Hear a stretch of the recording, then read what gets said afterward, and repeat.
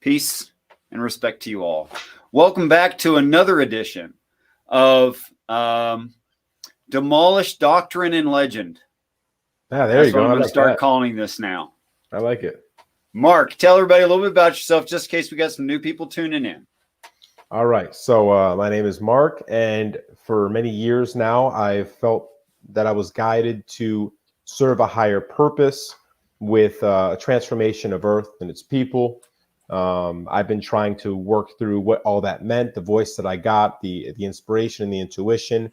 I started a TikTok basically claiming that I was the Messiah, but also as a working theory, not necessarily something like someone who just falls in deep belief of their own divinity, like a Jim Jones or something like that. More like I've felt these feelings since I was young. I think I've got some good ideas. I think I understand what the text is really trying to tell us to do. Here's my story.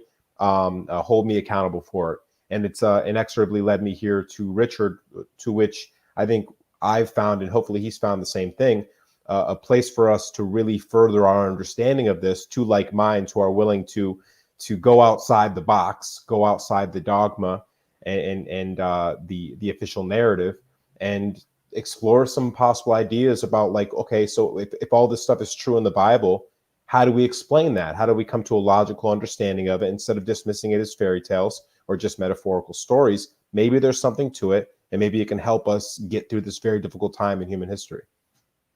Amen to all that. Okay, so we're letting Mark take the lead on this show, man, because he's coming up with some really interesting things to say, some really challenging thoughts, and I see Mark progressing through a lot of this. We have a lot of commonality in the things we're progressing through, which I find interesting because that's not a setup at all.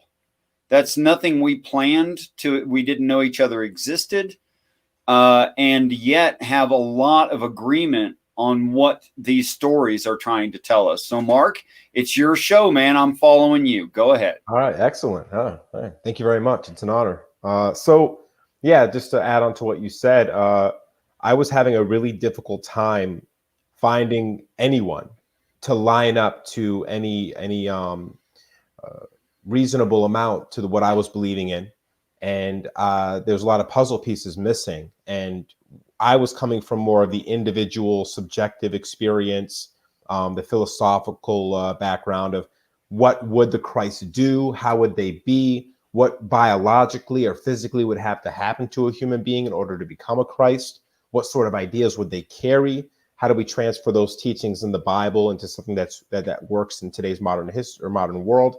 And you came from this incredible background of understanding the signs, understanding the larger cosmic implications, a better understanding or description of what God is and what God means. And so it was like you were a bunch of puzzle pieces for me to help me further understand what I was doing too. So yeah, I'm also very grateful that we got to connect together. And even just from being able to have these sort of strange conversations without a bunch of people laughing at us or trying to prove us wrong is awfully wonderful, because I don't think either one of us is blindly loyal to what we're saying, right? We're being skeptical about it. We're having deep conversations. We're testing ourselves. And so there's no need for this constant fact check. So it's cool to open up this conversation. And so, yeah, we've had a lot of conversations, and a lot of the other ones were more exploratory, but I was hoping, we talked off camera last time, that we could start nailing down particular important aspects, is almost like cataloging this stuff for ourselves and hopefully for the viewers to help aid them into the future. And so I was hoping tonight we could talk about, talking about our roles. What do we see ourselves as in this grand cosmic dance, as far as this idea of the Messiah, the apostles, the 144,000? Where do we see ourselves? And so I guess I wanted to ask you first, where do you see yourself and why, and where has that taken you? Well, first, let's not be mistaken. People are laughing. But it is absolutely part of the prophecy. I mean, yeah. Consider this for just a moment. The apostles ask of the Christ at the end of the story of the Bible during his testimony, why he speaks in parables and what's going on with all that. And he says, I have things to tell you that I have not told you because you were not ready. And you're not ready now. And then the story ends. He never told them. Oh, wow. So the apostles go to the Last Supper in the upper room, never having the full explanation of what the Christ is talking about. Wow. Yet Christians today believe they do. That they know the whole story. Yep. That means they understand better than the apostles who spend 3.5 years with the guy. Wow. Accidentally arrogant there, huh? Now that's proud. And That is super proud. Yeah. What comes after pride, right? Comes the fall. But that's part of the prophecy too. Not only that the truth of the Bible will never be popular on this earth, but that there will be falling away and antichrists and multiples of those. Yeah. So I take these things very, very seriously. And I feel for myself and for the future of my time on this planet that I am extremely blessed above.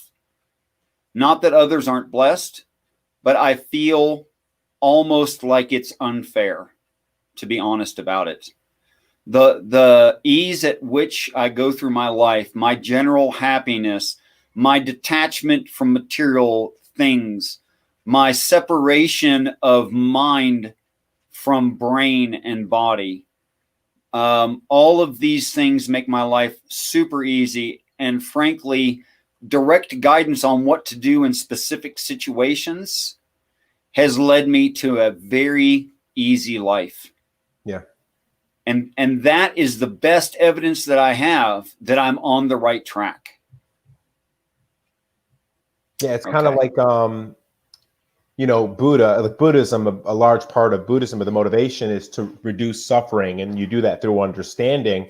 And I never did quite understand that until I really deeply went through what I'm going through now, which is probably a phase that you went through some time ago, because we've discussed that and you've given me a lot of advice on how to navigate out of this. But every day I suffer and lose more of my material, whatever that is, right? Mark and his toys and his friends and his social circles. It's painful, but like what you're saying is resonating more with me every day. I am so liberated. I don't care what anybody says. I don't care what anybody thinks. And 2020 is a time that you really can't care too much about what anybody thinks and says. It's the worst time because everyone's got an opinion about what you should think and what you should say. And I could care less what anybody says. And there is such a liberation in that. And I always know the big guy upstairs has my back.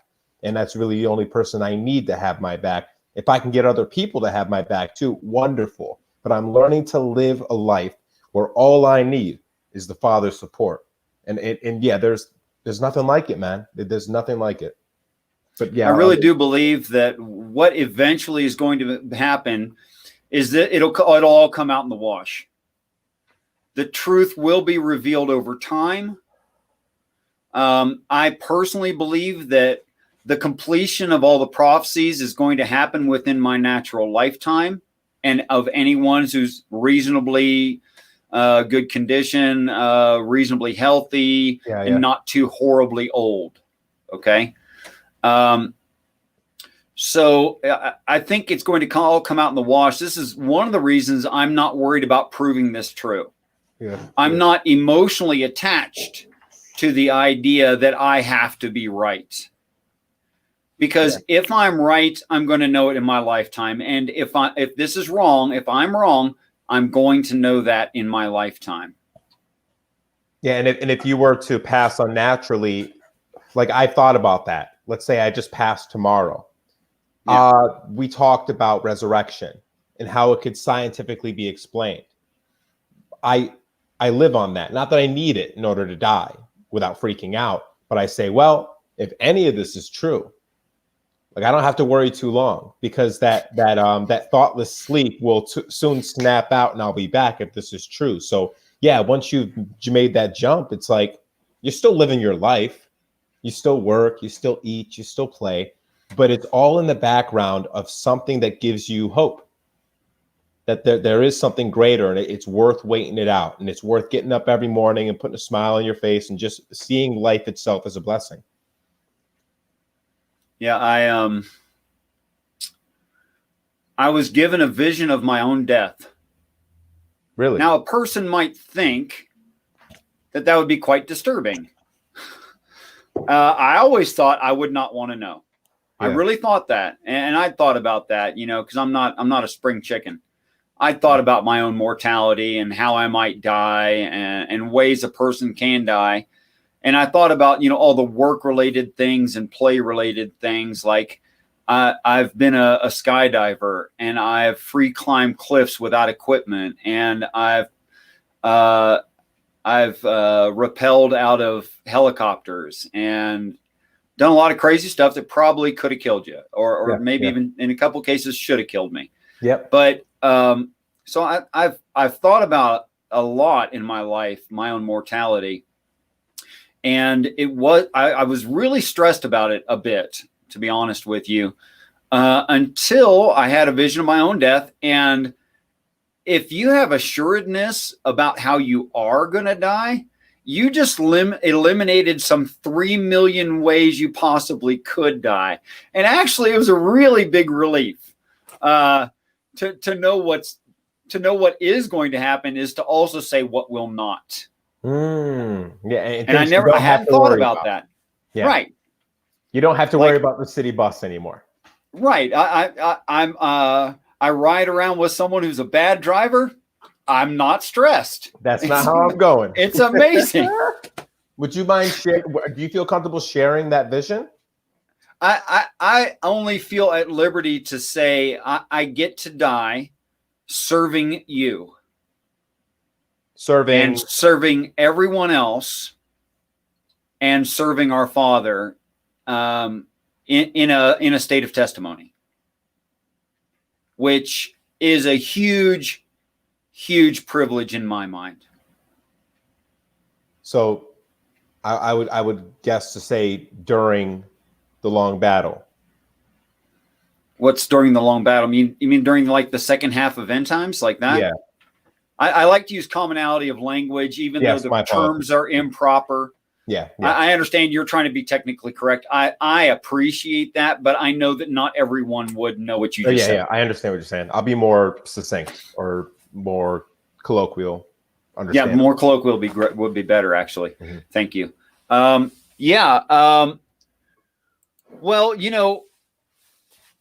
anytime I can serve my fellow man and help others to see the truth of what I have come to understand, then I feel privileged. I would accept anything God asks of me from this point forward. Yeah. Anything he asks, I would totally comply with. Can I make a guess here? I might be totally off base. It feels as if the Lord has asked you to show some restraint. That's not off base. Okay. It felt that way because you get the same look I do when there's things you could say, but that you're not really supposed to say. That's correct. Okay. Yeah. I got that vibe because I'll get that sometimes too, where it's like I should tell this person this, and then all of a sudden it's like, hey, slow up, feel it out. Doesn't feel quite right, does it? Okay, there's a reason for that. So yeah, there's a reason it doesn't feel right. Yeah. So and that has nothing to do with disrespect of anyone in the listening audience or view, Mark. It's just it's the rules of engagement. It's the way things go. Yeah, I've been told, or I've received the intuition that there's things that shouldn't be spoken out loud because of those who the jealous auntie, the way they stir the pot in people. And so if you tell people certain things, it will give them more of an edge to do more things that you don't necessarily want done. It might throw a person off where they need to be focused on a different thing at this moment. So those are some of the things I've gotten back is like every word you speak is 1,000 pounds. And so think about, you can hurt someone very easily. Yeah. Which goes back to Christ saying, I haven't told you everything. Right. Because the parable is the soft version of it. More specifically, God speaks to Moses and Aaron. And as an example of how careful I actually am, this is the part that I take it from. If Moses spat on the ground, people would pick it up and rub it into their skin. Wow. In other words, be careful of everything that comes out of your doesn't matter. Yeah. Never spit on the ground towards someone they might be insulted. Yes. Yeah. I noticed that it was interesting. I was on the road the other day, and me and this guy like held glance for a second. I didn't know the person. Gave him a little smile. He didn't have an unfriendly look, but then he spit out of the window a couple seconds later, and I immediately felt that tinge of he didn't like me. And I'm like, wow, what an interesting response, because I try to think back, was I inundated through media, or is there some sort of intrinsic thing about human beings that actually means disrespect in some deeper level? But yeah, to lending to that, every movement, a face you make can change someone completely. Absolutely true. Can alter Absolutely. their path. And for all I know, when that person spat 1 second after I smiled at them, they might have been holding that in their mouth until I was done engaging them so they could be polite to me. Yeah. But I can never assume someone else's intent. Yeah. And if you do and you don't use discernment, you can throw yourself off with misinformation. And, and they talk about Babylonian. I think the same word that means evil is also the same word that means lie. In fact, they're quite synonymous. And so this idea of just being confusion, whether it's intentional through a lie or just you miscommunicated or misunderstood somebody, you can really screw up trust networks across the board in relations between people. And if you answered your own question? Yeah, basically, yeah. No, would you answer for the audience your own question? I'm sorry, which one is that? What you think God's intent, at least in the short term for you? Oh, okay. I didn't even see that. I'm sorry, I didn't see that question. I'm sorry, did you not ask it? And did I answer something you hadn't gotten to yet? I might have done that.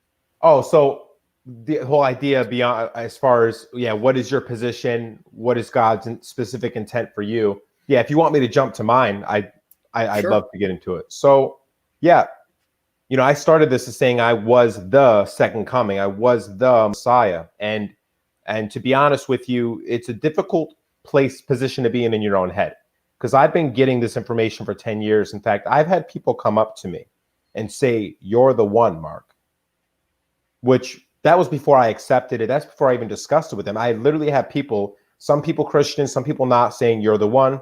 My mom had a vision saying I would rewrite philosophy, psychology, religion on this planet. So I kept on getting these things. Of course, I got my own messages. And I also started working toward this theory of what would a Christ look like? How would they do what they did? And what I came to ultimately was DNA and some sort of ability to modify or open up, like we have discussed. Unlocking all those DNA could allow someone to express biologically some new things. And obviously the pineal gland and being able to emit out frequency and affect the material world.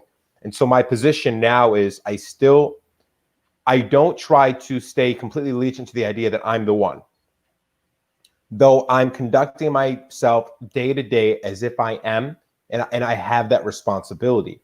With discussing with you about this idea of the 144,000 and the 12 apostles and the Christ, this is, I think, the most comfortable position I've been in so far, and that is, I do believe that I am one of them, of that group, for sure. We've talked about that. Once you get to that place and you have that knowing, you're involved in something to overturn and make things good. So what I do day to day now is just know that I'm responsible for the secrets. I'm responsible for carrying out that wisdom that the Lord has bestowed upon me, my understanding of the great mystery, and being ready at the opportune moment to give that back to everyone in a way they'll understand. And so I think if I could say anything specific about what I'm supposed to be doing is converting the book in the right hand of the Lord, of pieces I think I'm receiving, and building that book in myself And I'll know when the people come and start asking me, that will be the time I'm supposed to actually start speaking about it. And so my main objective now is to develop a deeper understanding about the way for human beings to live, and hopefully one day become a teacher at whatever level the Lord will have me. I'm not pushing myself into the position of Christ anymore, right? I'm just acting as if that is my responsibility, which will ultimately lead me, I think, to a good place regardless. Yeah, it would lead you to a good place either way. You know what strikes me about this is how overwhelming understanding even the smallest thing of this is. Because I believe it has not been understood on the planet before this time frame. Say, not really understood, say, any time before, I don't know. I haven't heard anyone say anything accurate about this as long ago as 15 years. I think in the last 15 years. Yeah. Approximately. Of course, I can't talk to everyone. I haven't met everyone. But I've been hearing the same old bull crap that doesn't actually work for like my entire life. Yeah. So, which makes this super weird. But at the same time, because it has so much persuasive power to me personally and so much explanatory power in reality, I'm really convinced that it's true. But what that means in real terms to me personally is that I'm super excited. Okay, so what do I do when I'm super excited about something? Well, you know, I'm likely to ignore that the pretty girl is missing her left foot, you know, or that she has a handicap of an extra pinky on each hand. I might miss something like that because I'm so excited by a pretty face. Yeah. So I know that's in my nature. So I try to. I'm going to wait for that to pass. Yeah. My apologies. No, it's okay. I'd rather you were just live all the time and we just deal with those things than we have to deal with muting and unmuting and all that. Yeah. I think it's more of a time saver, actually.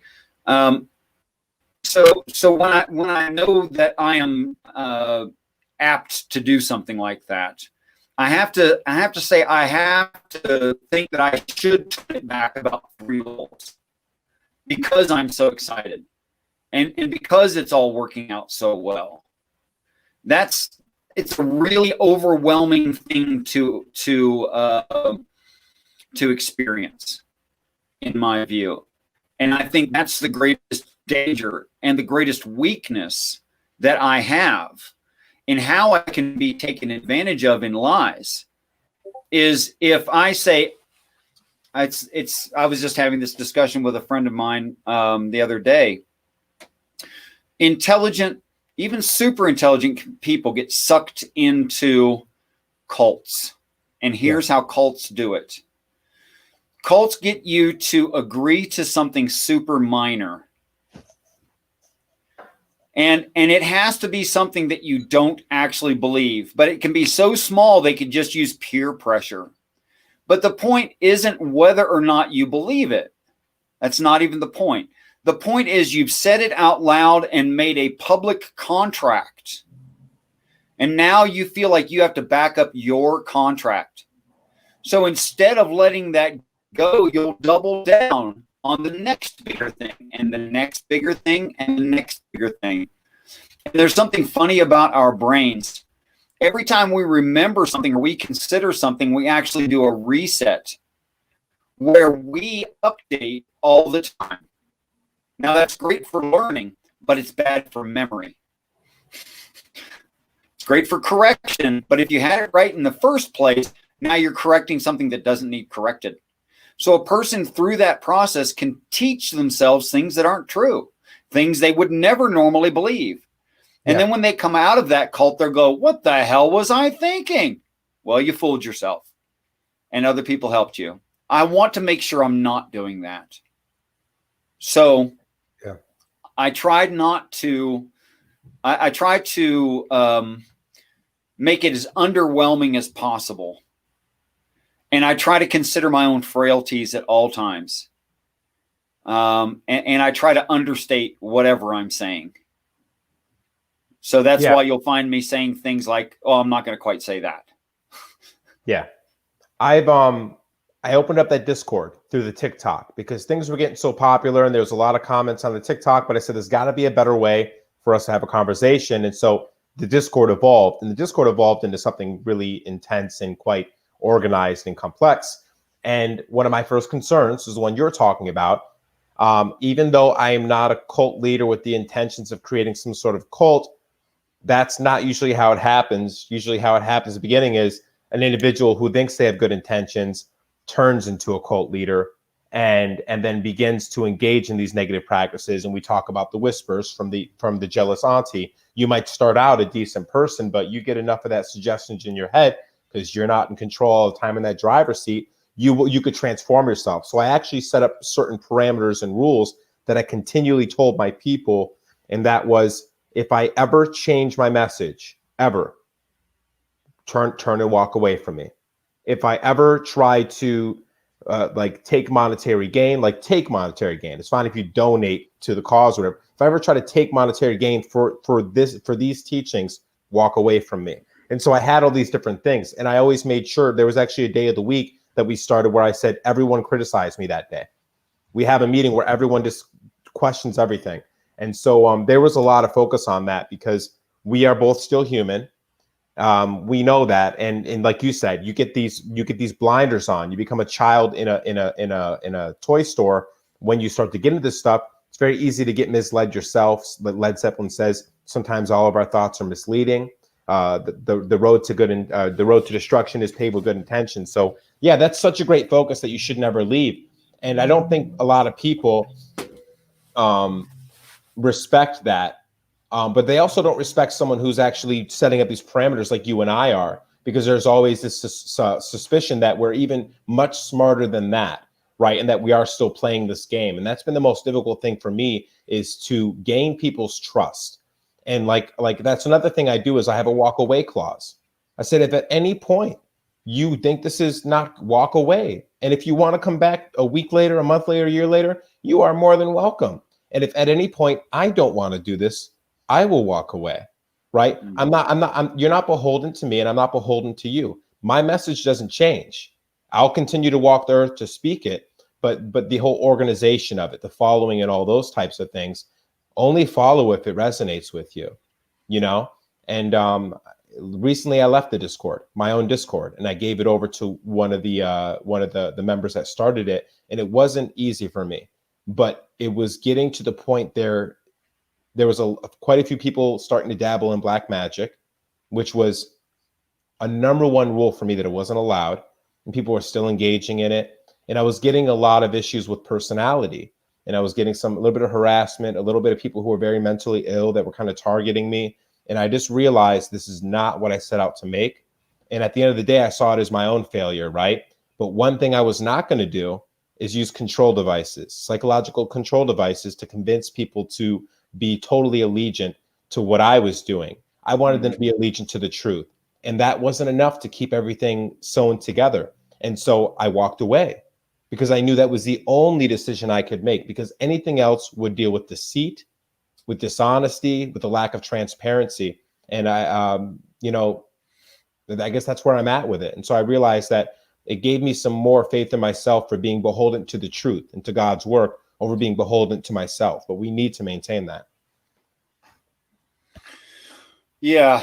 Wow. And all that. Yeah. I think it's very easy for a person to become proud if they understand something important. Yeah. If they come to realize that what they understand is actually an important thing to human beings, it's easy to become proud. And I think that has been the downfall of every would-be prophet. I met a man, I'm going to call him Dave. And Dave lived on the Appalachian Trail for more than a decade and did not leave it. And, you know, there's like support community and people bring food and water and et cetera like that on the Appalachian Trail. But he lived out there on the Appalachian Mountains for more than a decade, less than 2 decades. I don't recall exactly how long. But one day, and he spent all of that time in prayer. Oh, Like wow. every moment that he could, he spent that time in prayer. My goodness. Yeah. Which is why he went to do it. He saw something in a personal message from God, and his kids were grown up, his wife and he had divorced shortly before that, and he just walked away. Yeah. So he walked down out of the woods one day, and he and I recognized each other like you and I recognized each other, you know? And I said, oh, this is someone who is really been praying. This is someone who has really had an actual experience. They're not kidding about it. So he and I started spending a lot of time together, but it seemed like over the course of the next couple of months that he became less human. He became less loving, compassionate, understanding.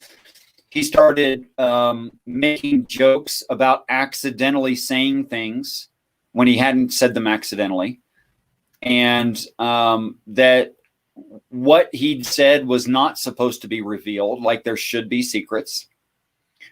And with those secrets, he was privy to the secrets, and no one else ever would be. There's your pride. There's the pride. And he started doing this on a regular basis, and then he started professing himself Christ. And I knew at that point he'd lost his mind. Yeah. Because it was very un-Christ-like behavior. Go ahead. Well, so let me ask you this. On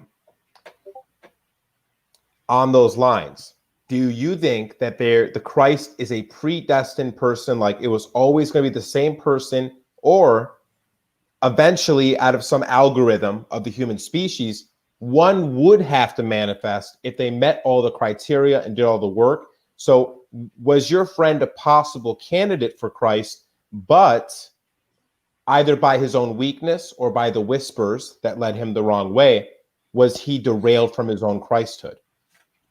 Those are some good possibilities. But I think that when the Christian practitioner reads the text and they read in it predeterminism,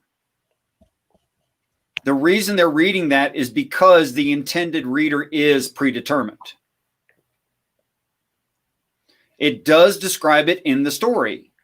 However, they're just not the intended reader. So they read it in there and they think it applies to them, and even and everyone. When it comes to Calvinism, hard Calvinism says, oh, everyone's predetermined. And that is in the story, but not to the general populace, always specific one individual. Okay.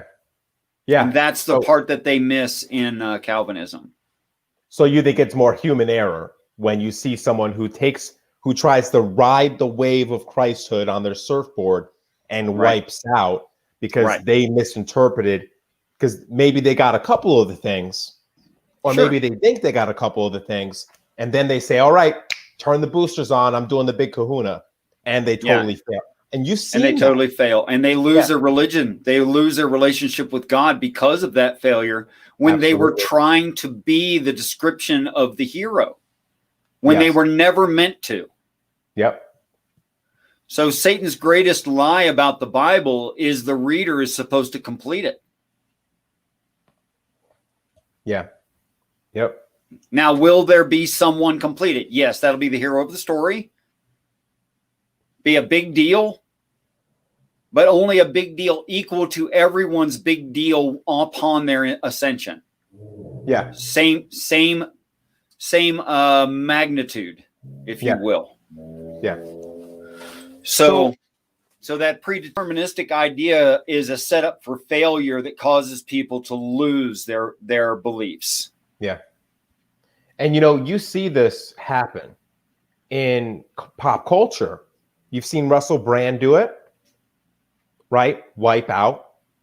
You've seen people like Jordan Peterson who weren't necessarily probably trying to do it, but sat in the seat, wiped out for a completely different reason. So you see people aspire to this idea of Christ, whether it's from a religious motivation out of actually reading the Bible or the Abrahamic tradition, or understanding this idea of the philosopher king, that person who would take that highest role and set order about the world like Solomon.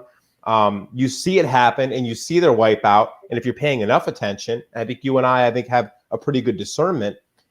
We can see how and why they wiped out as well, or we can even see the wipeout coming. So what I want to discuss, I want to take this a step further. Okay, so from your and my perspective, can you agree that we believe we're involved in the 144,000? You and I both believe that we're at the very least in that outer circle of teachers. No, I don't. I don't think I am. Okay. But for very, very specific reasons. I don't think I qualify for being the army of 144,000, army of God. I do not. Throughout the Bible, it does use the word virgin quite loosely at times. Okay. It does use sexuality as an example of other things like breaking a contract, going away from what you're naturally attracted to. Of course, these are stories about the hero and for the hero mostly, not for everyone else. And the hero, understanding these things, is extended no grace, which is why he's given warnings and no grace. Yeah. Okay. But for everybody else, grace is fine. They're not the hero. It's absolutely fine. But in the description of the 144,000, it's very specific how it means the word virgin. Okay. It says they are virgins for they have not lain with a woman. So it identifies what it means by virgin. Now, I am not a virgin. I'm not a dad, but I'm not a virgin. And I don't think, as the Jehovah's Witness and some others believe, that it's a spiritual cleansing that makes you a virgin again. Yeah. I don't believe that's what's being described there. That if you want an army whose right hand is to be strengthened, that will learn a new song that no one else knows, then you want young, low-maintenance humans. So that's usually virgin males. Which is Let's interesting. face it, I'm not being sexist, but males just need less care. Yep. Just for physical reasons. And ladies, just so you know, a part of that is because men are psychologically a lot more simple. Okay, so that is true. Yeah, you know what I mean? So it's like take one part of it as you're more gifted psychologically to see and think about more things and concern yourself with more things, where us guys are, kind of oafs in certain areas on that. And that's why it would lend to making us better soldiers and better order takers. So it's not like you're being excluded because you don't have power and wisdom and all that. Problem is actually you have too much. Yeah, exactly. Yeah. So for anybody that might feel offended, please don't. But it's interesting too, because you think about the men going their own way movement, the incels, the incelibate men, and the nofap. I don't know what that is. So nofap is like not letting any fluids flow out, not by your own hands, right? And so I think it's fascinating because these sort of movements are gaining in popularity, and those would fulfill the requirements of that 144,000 and just become a pop culture viral sensation of men who are choosing to not interact with women. And, it's more of a sign of the times because, relationship, romance, sex, traditional families have really been attacked in our culture. And so it's really an offshoot of that. But it's quite fascinating that also might suggest that it's actually helping to fulfill that prophecy. So I think it is. That's very fascinating. And let's not forget the Mormon elders. That is a standard in Mormonism. A young Mormon man will not, unless he wants to risk getting kicked out of the church if he's found out, he will not have any kind of serious sexual contact with anyone until he's married. So he will be, by definition, a single male who believes in God who's a virgin. That is the description of the 144. Wow. And they're probably going to make up a pretty good chunk of it, those Mormon kids. Yeah, I think you're right. And well, fascinatingly enough, I felt a calling to Utah. So that's fascinating, isn't it? That's yeah, the one you'd that keeps mentioned calling my that to name. me. Yes. Yeah. Okay. Now does a person not being a part of the 144,000 eliminate them completely? No. You're talking about, the main teacher, Christ, the apostles, and I keep missing that word. What is that word? Disciples. Thank you, Father. Okay. And the disciples. Well, that's who I asked. That's where I got it from. I can't remember everything. Yeah. And then the disciples. Now, those are the movie stars of the show. Oh. Okay. That doesn't mean no one else participates at all. It just doesn't mean that. Okay. So yeah, you got your 144,000 who follow the Lamb wherever he should go. And Christians dismiss that line saying Christ already went and did everything, which is evidently not true in the text. Yeah. So the 144 follow the Christ wherever he should go. It's a number divisible by 12 for a really obvious reason. Please, guys, just do the math. Quit working so hard. It's obvious in the text that the teachers end up with 12,000 each. They're a protectionary force. They follow them around. Christ is leading the whole thing. He's always with one of them. Do the math, guys. Okay. Yeah. So that's how that works out as far as I can tell. Now, that doesn't mean that I have no purpose under God. It just doesn't mean that. I can do whatever I'm allowed to do, whatever he teaches, I can teach. And if that benefits anyone ever, great. Yeah. I'm ecstatic, truly. Mm-hmm. Yeah, so I guess so you don't see yourself as a apostle, disciple, Christ, or a member of the 144,000. You think you exist outside of that as an influential factor to maybe helping those folks and the folks on the outside of that too sort of move in the right direction? I don't think I'm the Christ. I don't think I'm one of the apostles. I don't think I'm even part of the 144, okay. And I'm totally okay with that. Mm-hmm.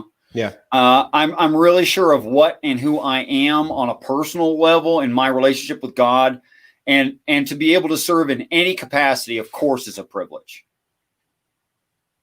Yeah. Yeah. Okay. Fascinating. So I guess I'd like to dive more into from your perspective and my perspective, what we can talk about from what we've deciphered from the message of Christ and the prophecies to come. How do you think the Christ will be actualizing themselves? Why do you think the Christ will have the power that they have? Some of the prophecies, like the sword from the mouth, the blood that is on the white robe of the one in front that protects all the others from getting blood on them. What do you think some of this means? I want to hear your perspective, but then I want to jump in on mine too. Yeah, I definitely want to hear yours. Okay. Only apocryphal books and nothing at all in any actual standardized text anywhere on the planet, including Aboriginal Australia, has the apostles getting killed. It's nowhere. Oh, it isn't? Okay. It's nowhere in there that that Christ's brothers get. There's a lot of assumption. I still want to jump. We go too fast, but there's so much to cover. Yeah. In speaking of someone trying to be Christ who wasn't fitted for it. Yeah. So I'm going to ask you to remind me of this section of it, but I'm going to jump back for just a second because I think it's important to the Christian who has read the text that they take some of the pressure off of themselves and just be okay with God. I think that's uber important. Mm-hmm. Cephas, or Peter, steps out of the boat and tries to walk on the waters. And he falls into the waters. And Christ has to pick him up out of the waters. Okay? Where the word waters there can mean people. So Cephas, one of the greatest apostles in the book, and at the high point, becomes proud, thinks he can do the job, tries to lead the people, loses his faith, becomes a commoner falling down into the common waters. And only Christ can bring him back out of that. You'll notice they don't paddle over and pick him up. They can't do it. Yeah. Wow. So the one who walks on the waters has to bring him up out of the waters, and that's because he lost his faith. Okay.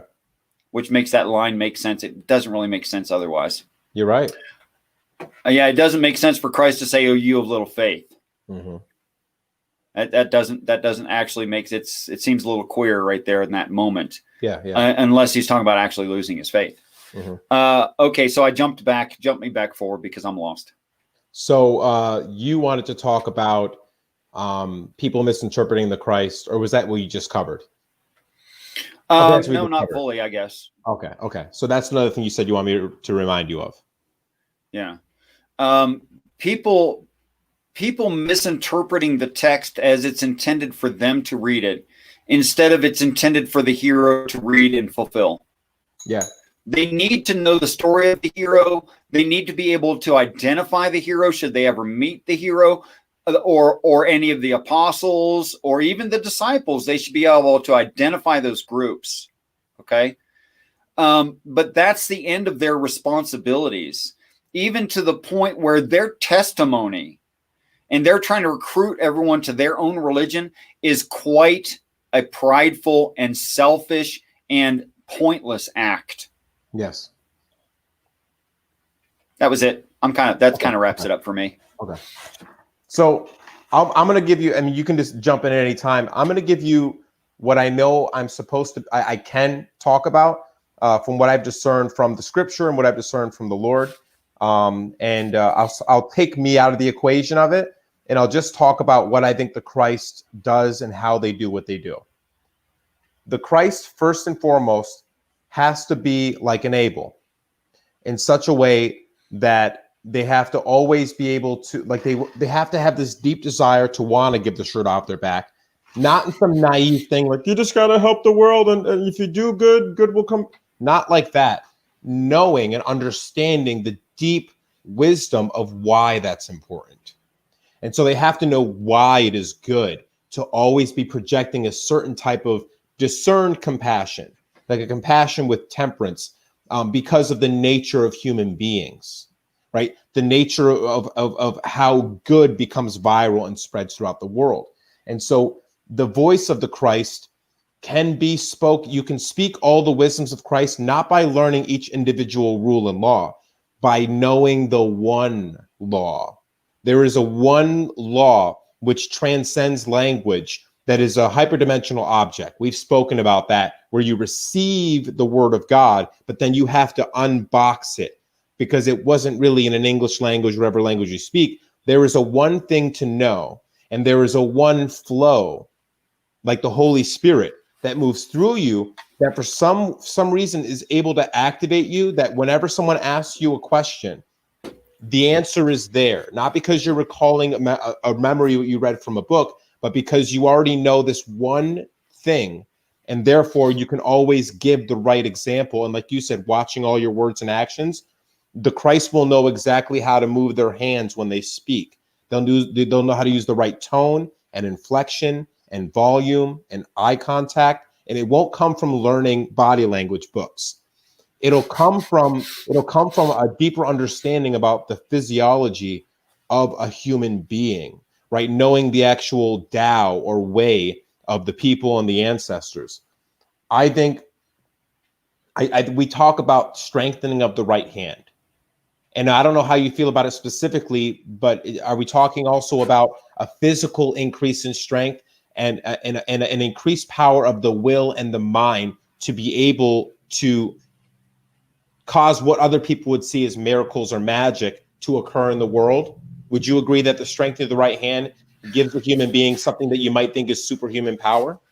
I think yes, and a little bit more than what you've already described. Oh, okay. What's the little that more? The 144,000 to say they learn a new song that no one else can learn, is to say that they find the truth out about heaven and God because they were taken up to heaven and spend 5 months there.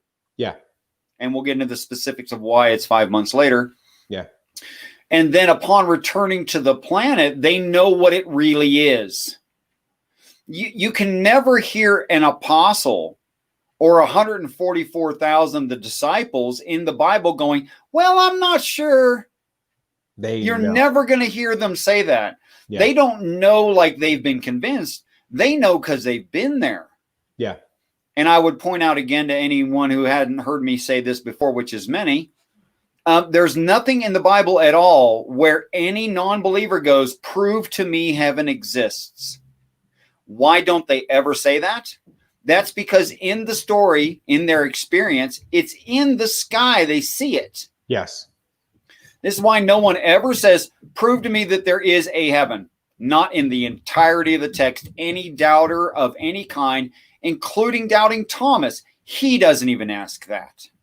Yeah, it'd be like, prove to me that rock isn't sitting there. Right. It would be that obvious. Yeah. To our natural senses, unenhanced. Yeah. And speaking of enhancing senses, I think that, and some of this is postulation, some of it's textual, okay? And I'll identify which is which. It's textual to say that they have their right hand strengthened. And then the Hebrew language and in the tradition of the ancient Near East, your right hand is your correct hand. And your left hand is your hand that is incorrect. Your right hand is also your fighting hand. And your left hand is your defense hand. Your right hand is the way that you should turn when you walk to go someplace that is correct. There's 30 different references to the word right. And those are only like 3 or 4 of them. Yeah. And the right means all that. So to me, to learn a new song and have your right hand strengthened may even involve, well, first textually, to stick just to the text, never mind the logical implications of it. I'll get to that in a second.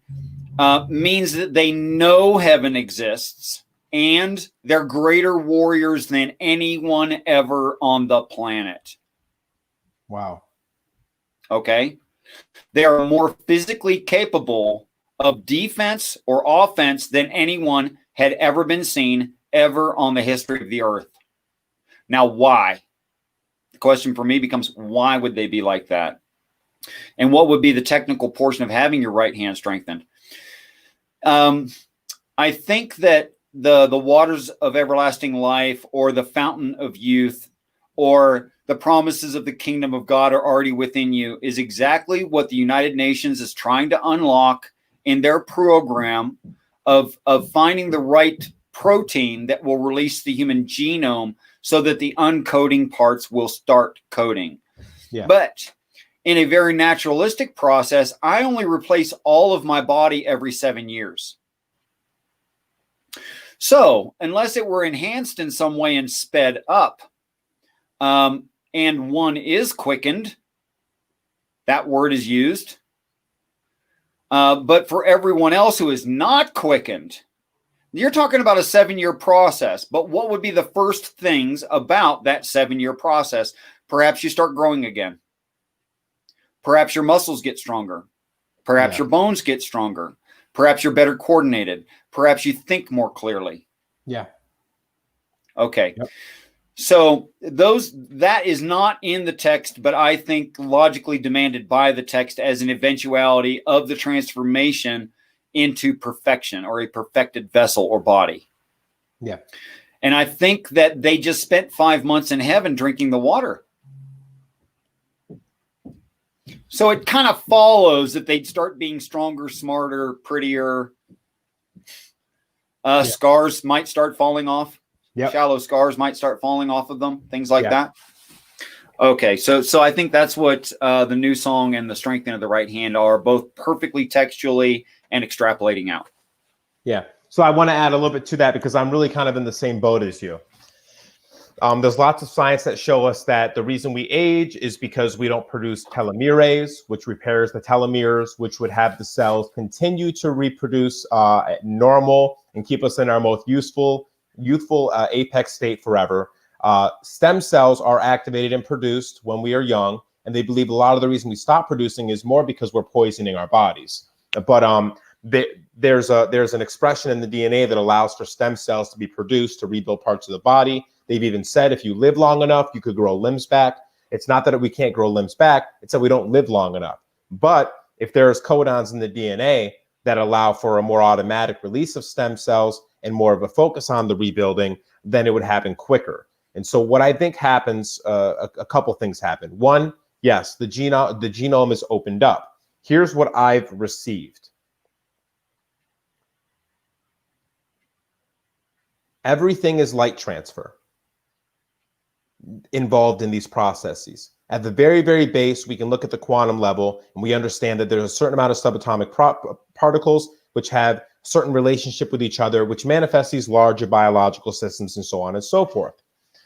Why are the codons locked in? You and I would say they were intentionally locked with purpose, but they had to lock them at some scale biologically, right? They had to either edit it or maybe they were able to do it at the quantum level. Here's what I feel I've received. When you get the wisdom, you can receive information from God, however you want to call it. That information, it can turn on empty rooms in your brain that allow you to make connections that actually allow you to self-turn on your DNA selectively where you want to the point, because the body-mind system has a language of its own that's always talking. You get a wisdom that allows you to take control of your entire subconscious and those subconscious processes and think yourself into turning on those DNA. So to the point where it's like when Neo's like, teach me Kung Fu, and it's 5 seconds and it's downloaded in. I believe there's a mental process there where I can say, I want to be the best warrior, access the genetic memory, teach me every single war form.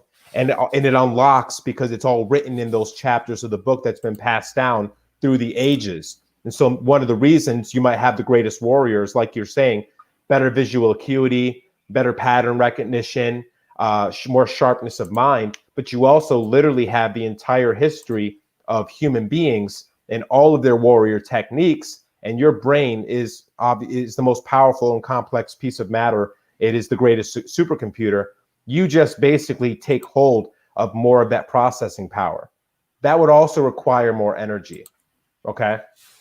A lot more actual energy to run through the body, of which you wouldn't be able to get through eating food. You wouldn't be able to eat enough to power that system once it's been turned on. But if you somehow change your physiology so you could accept different forms of energy, like the sun, you would be able to power yourself with enough energy to run these processes. The other thing I got was you will be powered by the sun. You will be powered by light.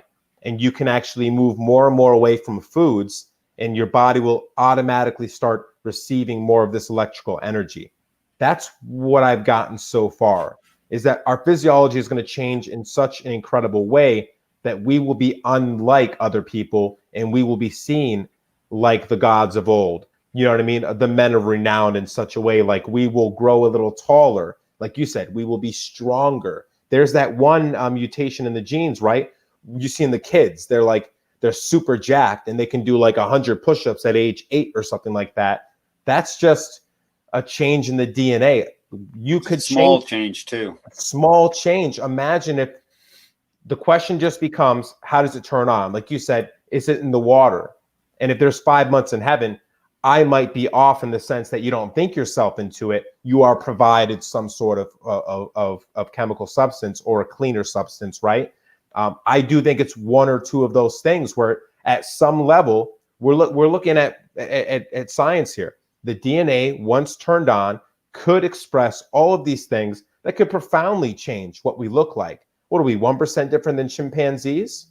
1% different than chimpanzees, something like that, they say in the genetic line. Imagine if we changed 3%, or we turned on 3% more of our DNA, how different we could actually be. Maybe I'd be less ugly. That would be awesome.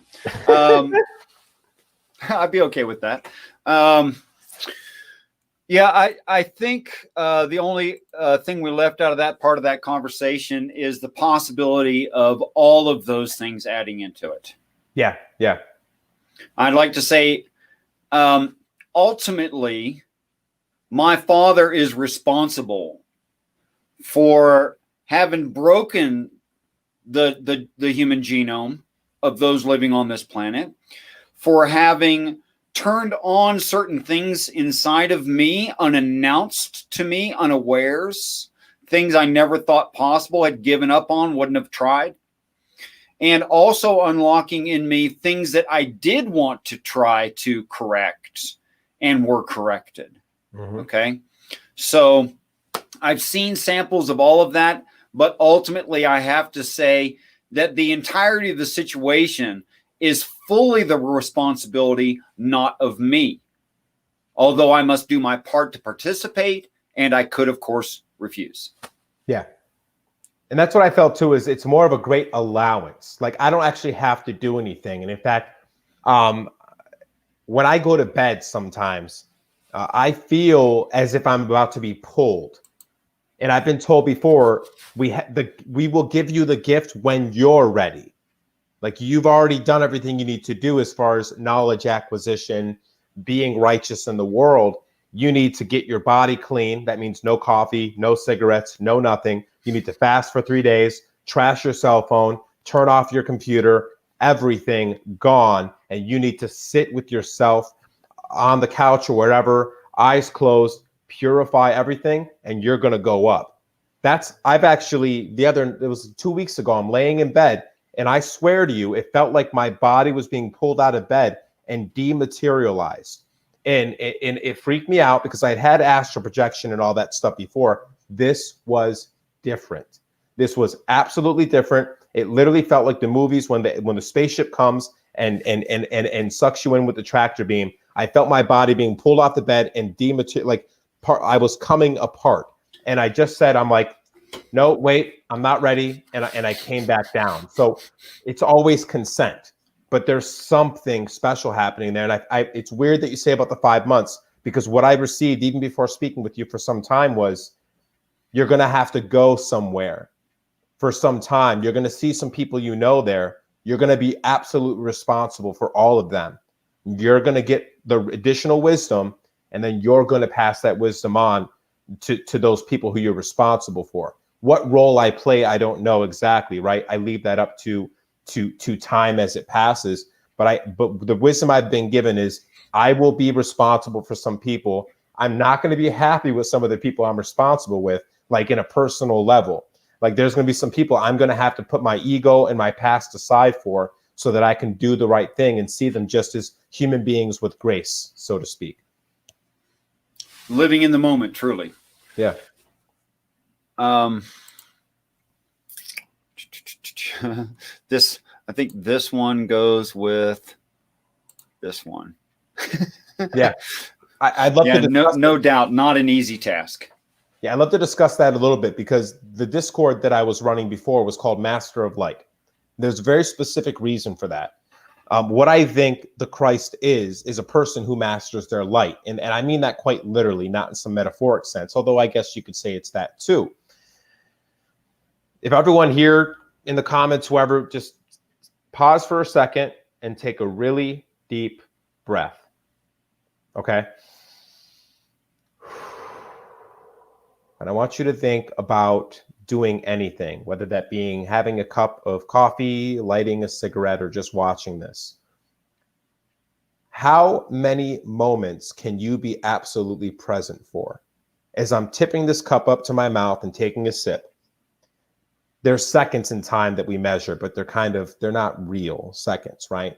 But there are these moments, and we don't know how small each moment can be, but we know that the more we breathe and focus in, we can be so present with the moment that me taking a sip of coffee without thinking about it unknowingly I could even forget I took the sip. But if I take the real time, the slow time to cheers, take a nice sip, I taste more flavors. I feel the coffee go down the back of my throat, down into my stomach. I can feel the cool feeling as it gets down. I remember the flavors. I really enjoy it. Da da da, this, that, and the third. I hear more sounds. Everything becomes totally different. What I think the Christ does is the Christ can be there for every moment. And in doing that, has a much deeper understanding of everything happening inside and outside of themselves. As you said, it's very scary, this idea of handling the subconscious, but that is why the Lord first teaches virtue and morality and ethics and calmness of mind. Because if you take control of all those processes, but you're still afraid of dying, you can think yourself into death, right? Like if you're always worried about, like if you're always stressed, worried about cancer or heart disease, you tend to lean closer to getting those You'll things. get it. Right?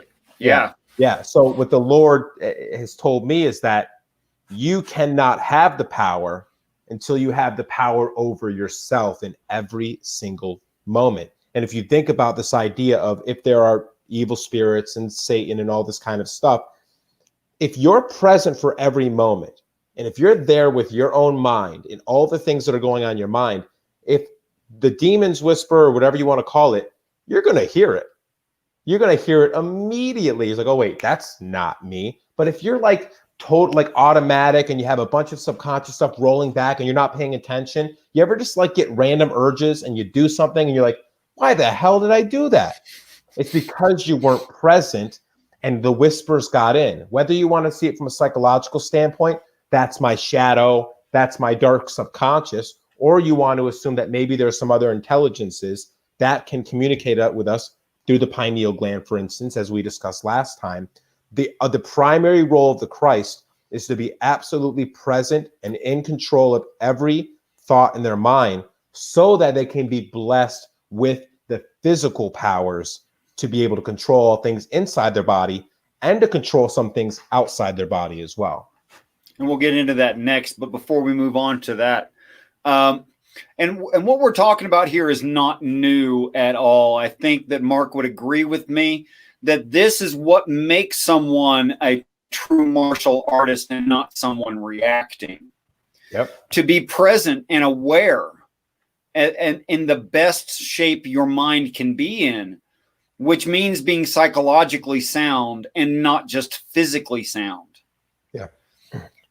You can cause everything in your environment to slow down extremely, which only means that by comparison, you move much faster than most people perceive they could.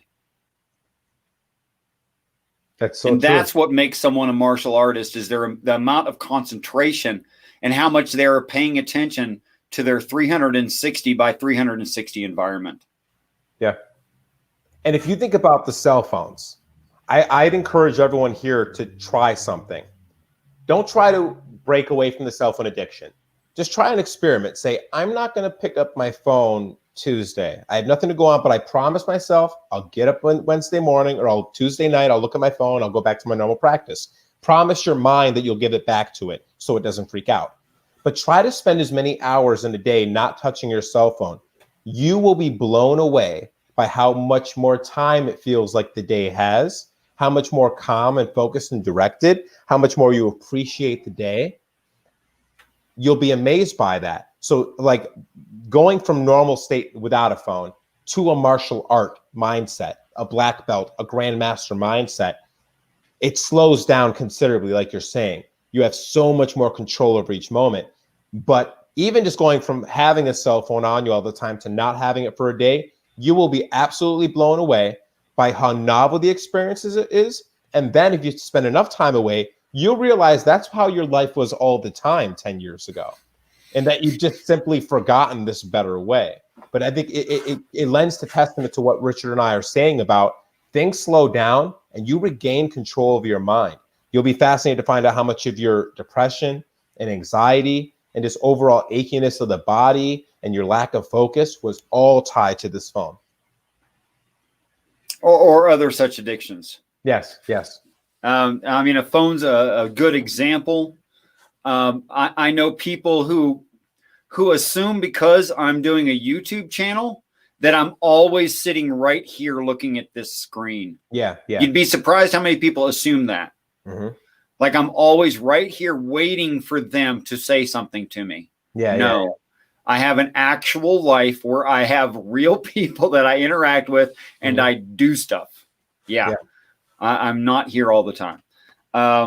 In fact, of the channels I subscribe to, I catch maybe, I don't know, 1 in 5 of their shows, if that.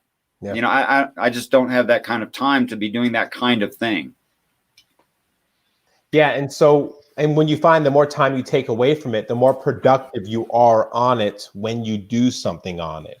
So whether that is because you're a producer and creator like you and I, or you're a consumer, but you consume with purpose, the more time you spend away when you get on, you're going to be so much more productive to acquire knowledge that you wanted to have, develop meaningful relationships and conversations with people. Or if you're a creator, create more meaningful things because you allowed your mind to relax and take a break, and all that beautiful, creative, productive stuff starts coming up because we are naturally beautiful, creative, and productive creatures. Amen to that. I am personally amazed by human beings since I became a spiritually aware being, or aware of my own spirit. I see amazing things in human beings all the time. And I have a tendency to refer to it as genius, and I believe that it is. Now, that genius does not always manifest in hard IQ or emotional quotient EQ, but manifests as arts and science and amazing in the moment things that people didn't even know they could do. Yeah. And I think we're beautiful. And I'm happy to meet absolutely everyone that I can, actually. Yeah, I for a while, I mean, I've gotten a little hard in lately, and I know I need to soften in certain places because I do have a little bitterness in me just from past relationships. But for a very long time, and this is still at my core, if you have really let all that bad stuff go and really deepened your relationship with God, and He's given you that understanding, you see everyone as a beautiful dance. And like for instance, I was walking with a buddy years ago, and there were some kids on skateboards, you know, just acting all goofy or whatever. And I looked over, and the first immediate smile came over my face. Even though I knew they weren't supposed to be skating over there, I could care less. They were enjoying themselves, and they weren't hurting anybody. And my friend sort of immediately, you know, but then he looked at me and he saw my smile and his face softened. And he said, wow, man, it's like I would have looked over there and just judged them. And I see you over there smiling. He's like, man, I've really hardened too much. Like, it was an immediate realization when he saw me smiling. He's like, you were just happy for them. I was like, absolutely. They're happy. Like, that makes me happy because you understand deeper that human condition. We feel happy. And then when we get to that place, like Maslow's hierarchy of needs, you want that happy for other people, because why the hell not? Why would you want anything besides that? Suffering can have purpose, but it's usually because we've been banging our head on a wall because we're ignorant. Suffering for its own sake has no place in this world.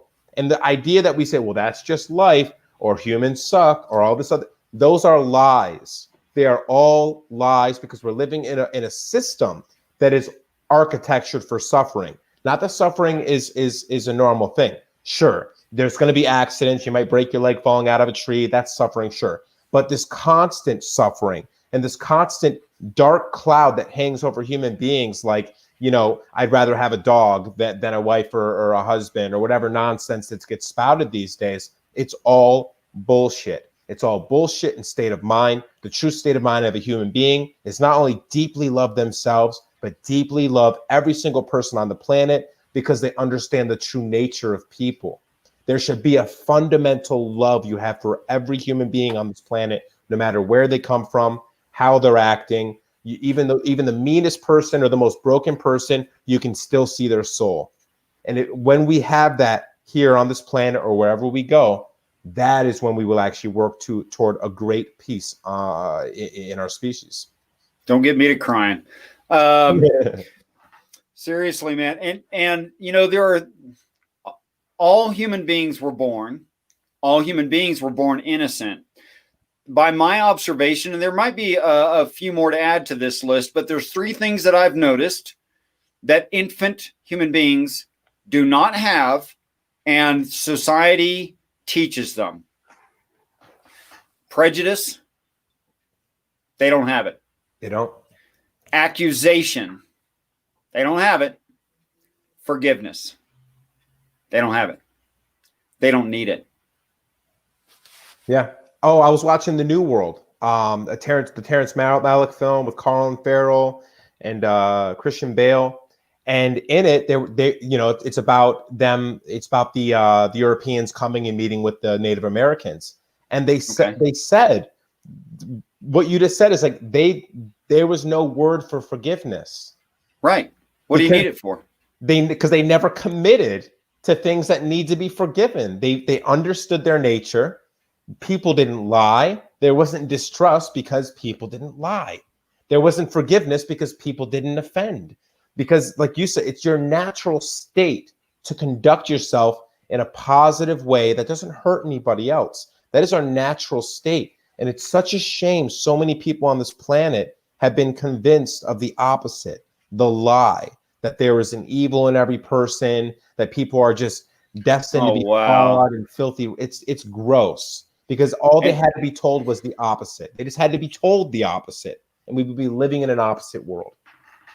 And religion has done a lot to promote that kind of persecution. Yes. In people that have nothing wrong with them. Nothing at all. They only needed to accept the truth, and it would do religious people a lot of good to accept the truth. Ray AA. This information would be a lot more remarkable if my head could get it, but I know I must be misinterpreting it. Regardless, Master of Light is interpreted as a very cultish, unfortunately, which means that Ray AA missed the beginning of the show. But let's do a quick review. Yeah. All right, so okay, you want to go? Go ahead. If you find me saying something illogical, please, after investigating it and making sure that you heard what I'd said and that's what I meant, please walk away and never, ever, ever talk to me again.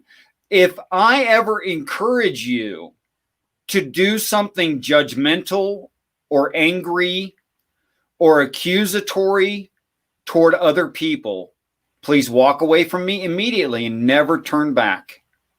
Mark?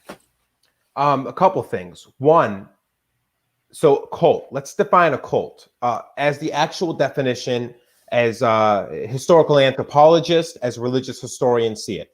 A cult is an organization of rituals, beliefs, laws, and mythology. Okay?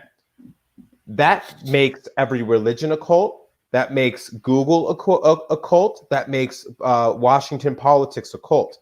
The cult, actual by definition, has nothing to do with the Jim Jones or Waco, Texas.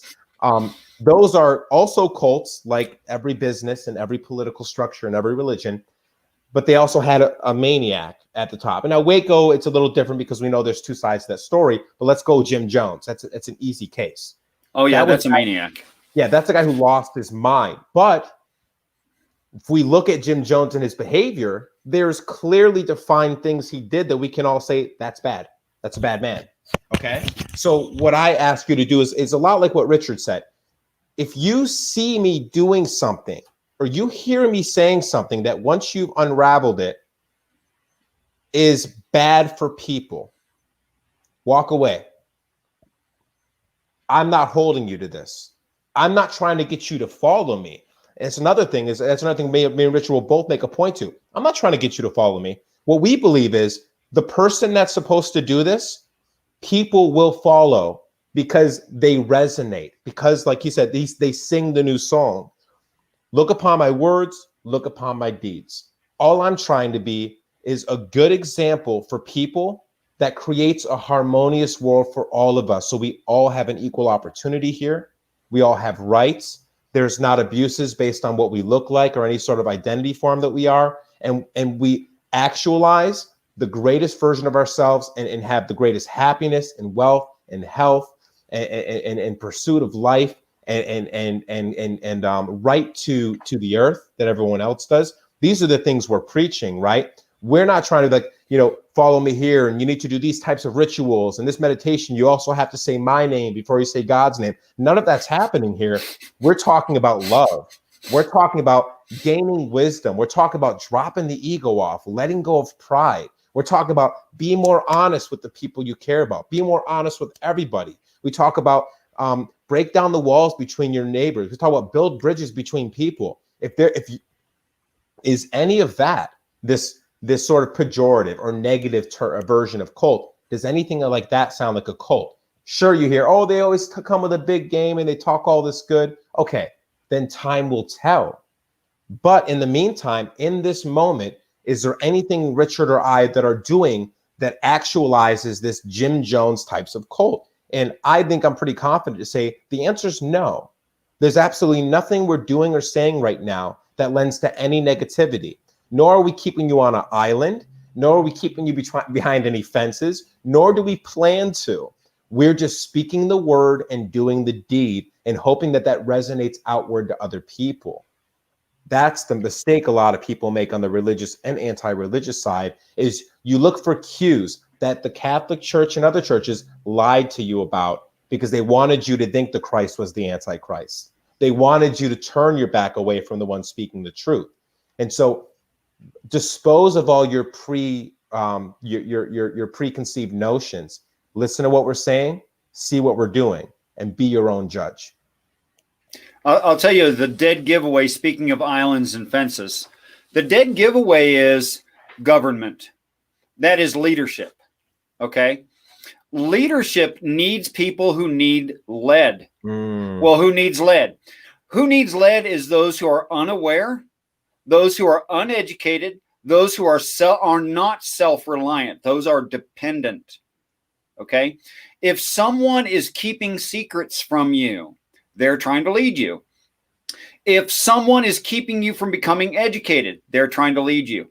If someone is keeping you financially dependent on them, they're trying to lead you. It's really obvious. Just look at what governments and churches do and then say, do I appreciate being kept ignorant and dependent?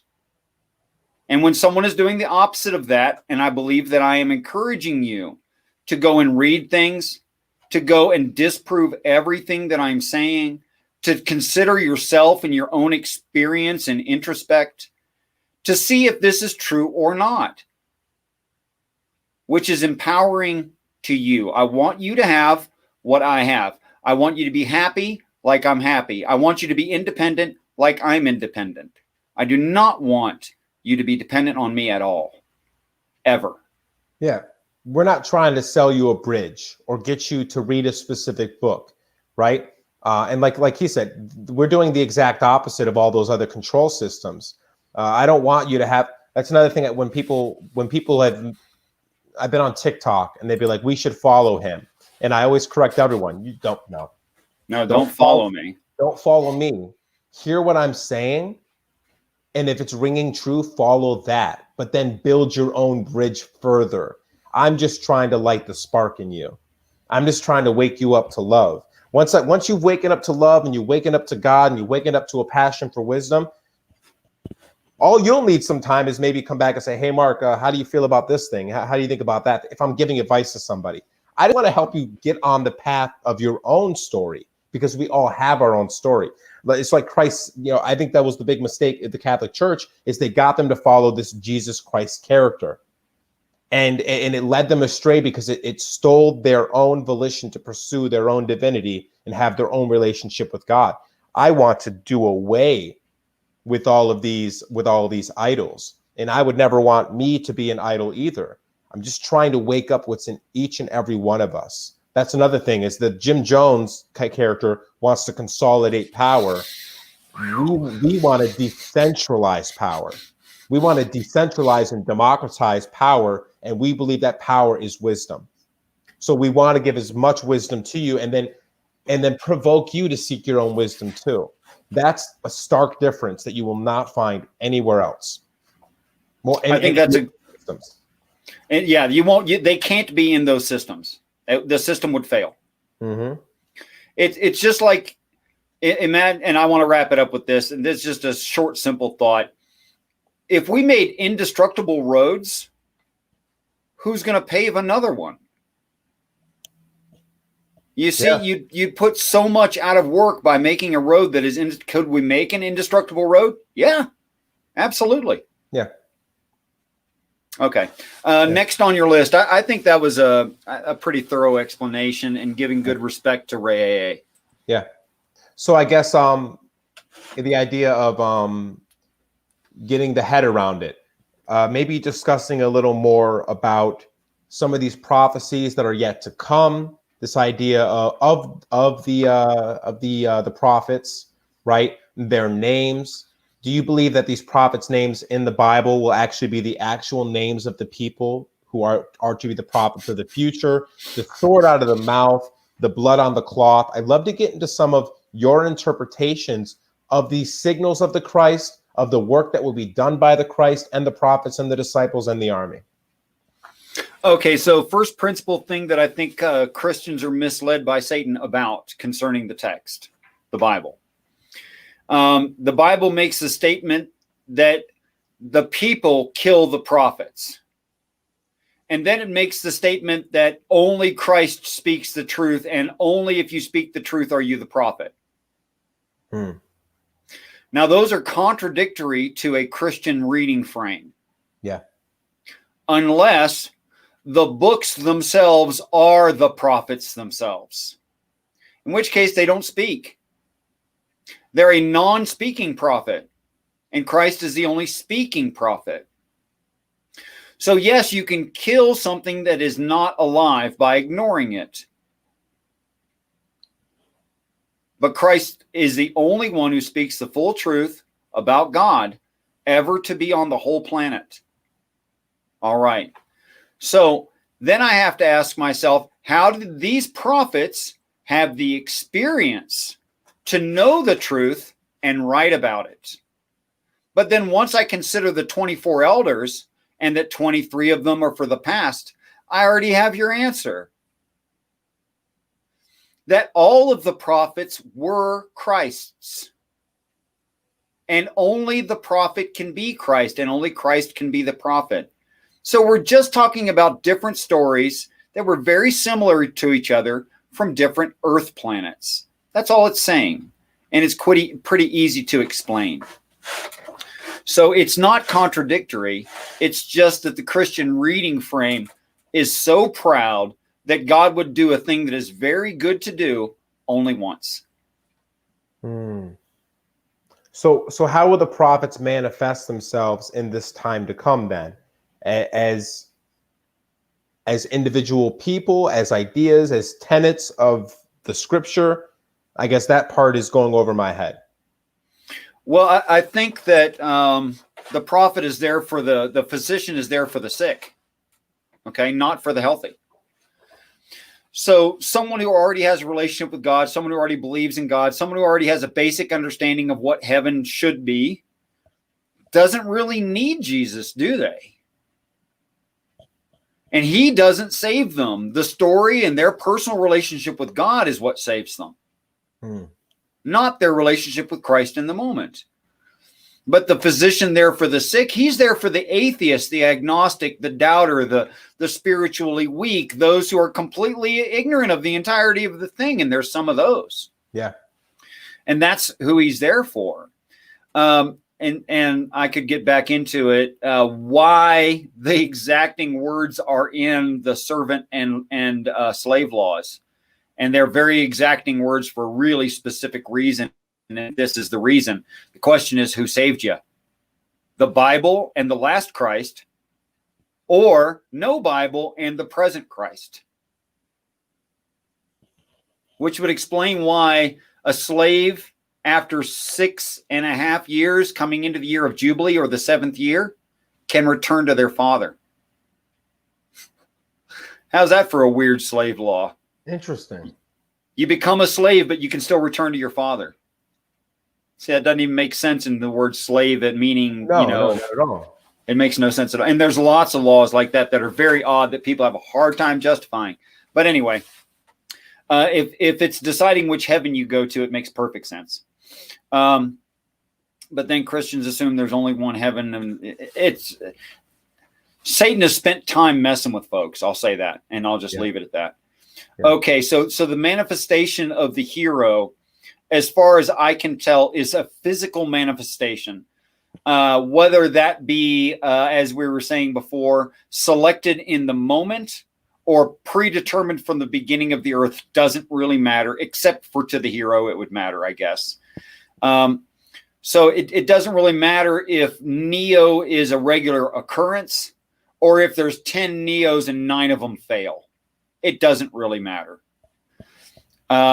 Either way, it works out, as long as there ends up being a Neo to show everyone else the correct way to look and think of things. Mm-hmm. So there needs to be a Neo that brings everyone into the new age, i.e., I will be with you to the end of the age, and usher in the new age.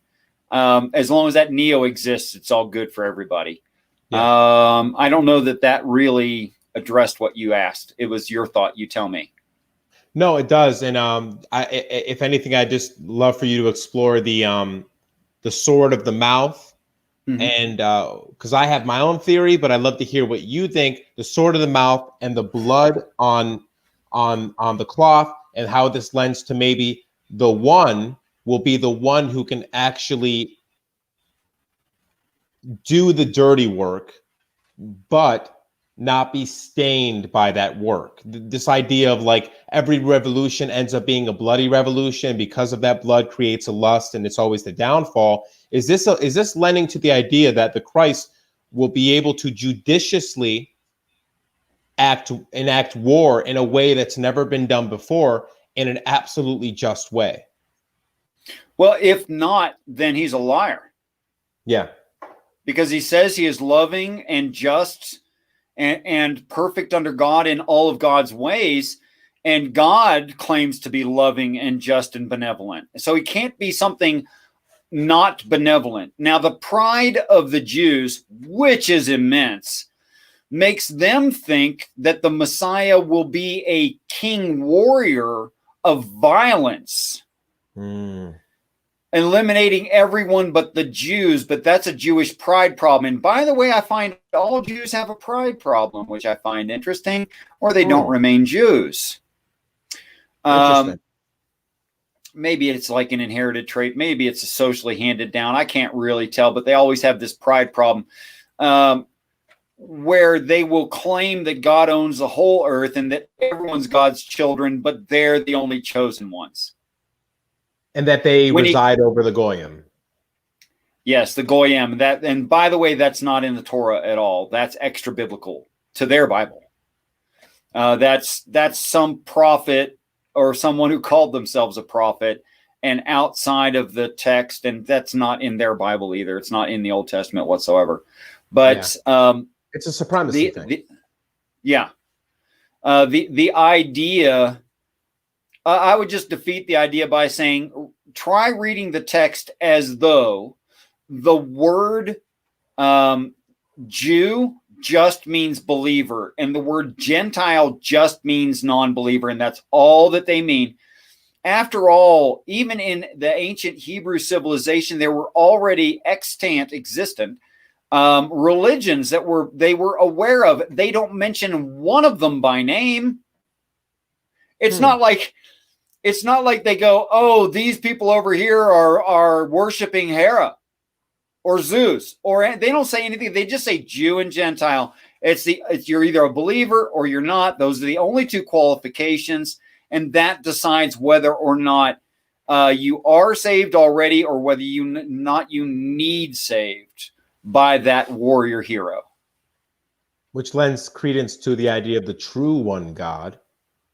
And it being a name that hasn't been spoken, right? And I think you and I would both say it isn't quite a name you can speak. It's a hyperdimensional. It's beyond our language to speak the name of God or to know God. It's a deeper thing that happens in some other maybe biological process, which is you'll know the difference between a linguistic conceptual God and the God. And I think that's important, although we do need commonality of labels within a society in order to have a conversation. So we do. Yeah. Is Yahweh the name of God? I think not.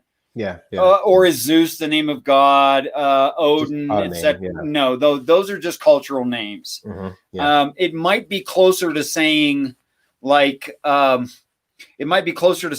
taxi, which is common in about 6 different languages, just pronounced slightly different. But then there's other people that have a completely different word to mean exactly the same thing, and that's fine too. It still means a taxi. Yeah. So yeah, this idea of the sword from the mouth and the bloody rope. What is your because I have my own theory, but I want to hear what your interpretation of what that means. I think it's very colloquial. It's not physically violent whatsoever. That the word sword throughout the text means that which separates one part from another, specifically sinew and bone is how it's used.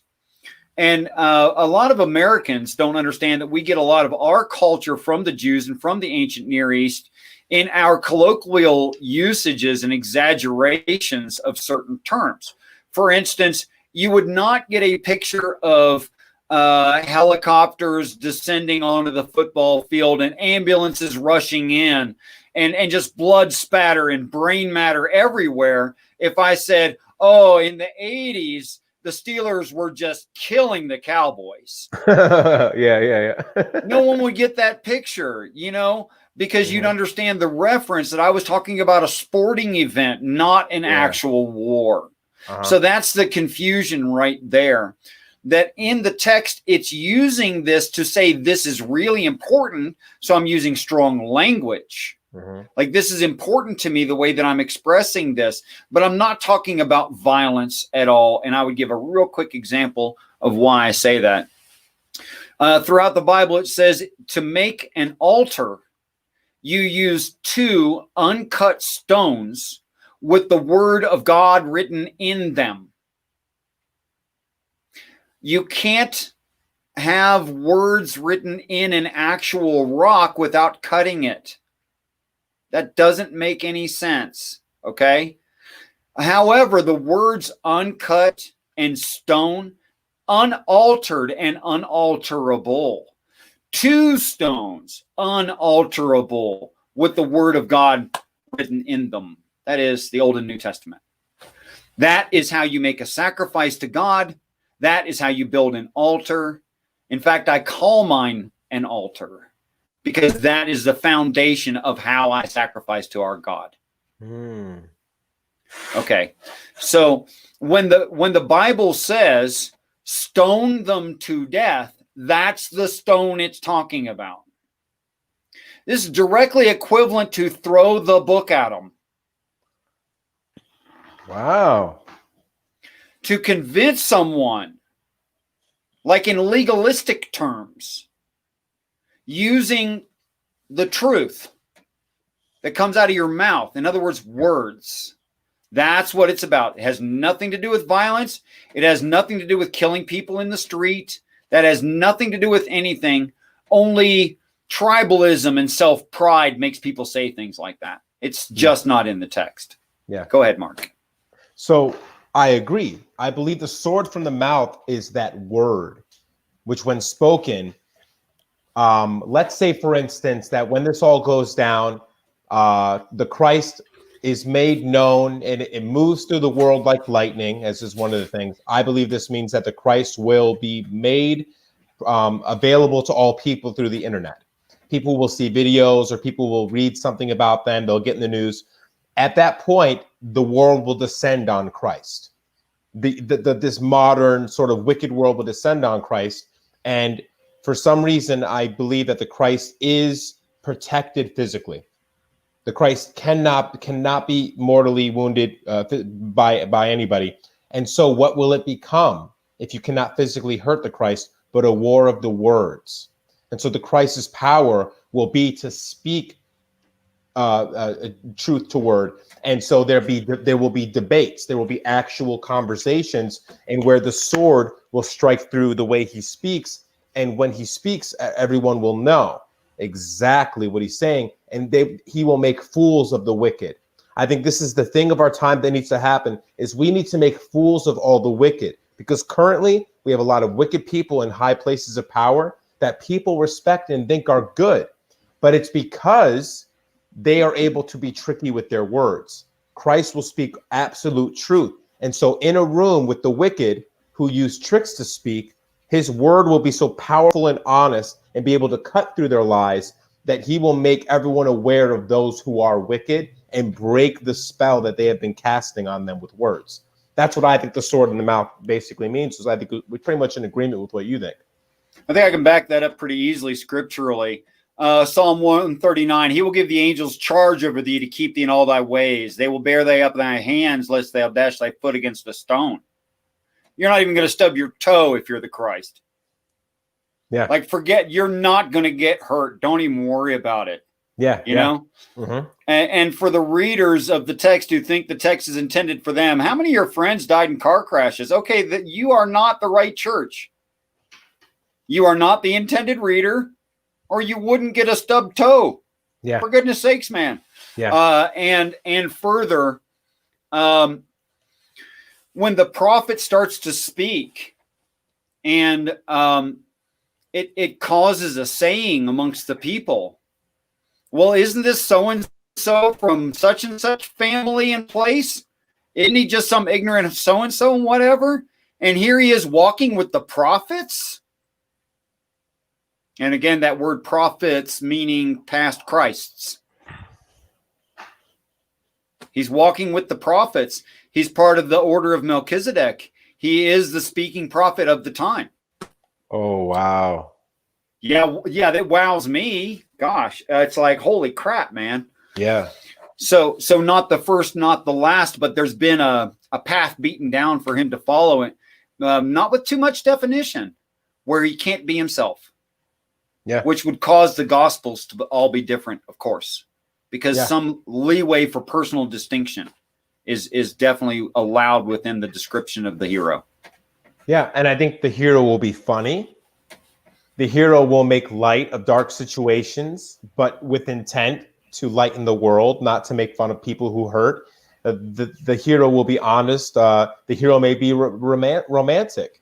The hero may be sexual. I don't know if there's any scripture that speaks against the sexuality or anything like that, but I think the hero will be... There's nothing actually in the scriptures actually talking about physical sex at all. Yeah, I think it's only using physical. It's making an example of something that matters. Yeah, and I think that the hero, like you said, will have a personality and will be very human, but they will also have that wisdom, and so they'll know how to play like a person. They'll know how to laugh. They'll be okay with crying. They'll be okay with being emotional. So. Yeah, I think, and they talk about how I'm not sure how true this is, but they said Socrates never cried, and Christ never laughed. And they said, I really don't think that's true. Yeah, I mean, like from the interpretation that Jesus was from the past and that it already happened, this idea, and they said that was always a major linguistic fallacy of a Socrates or a Christ, is that they weren't fully experiencing the human condition, because Socrates never cried, which it takes away from his humanness. And if we think about Christ as a past figure who didn't laugh, a person operating fully would be full of joy and laughter and would play pranks on you and make you laugh at yourself, and they'd be comfortable with people laughing at them. Remember, we have to operate in the full context and experience of a person.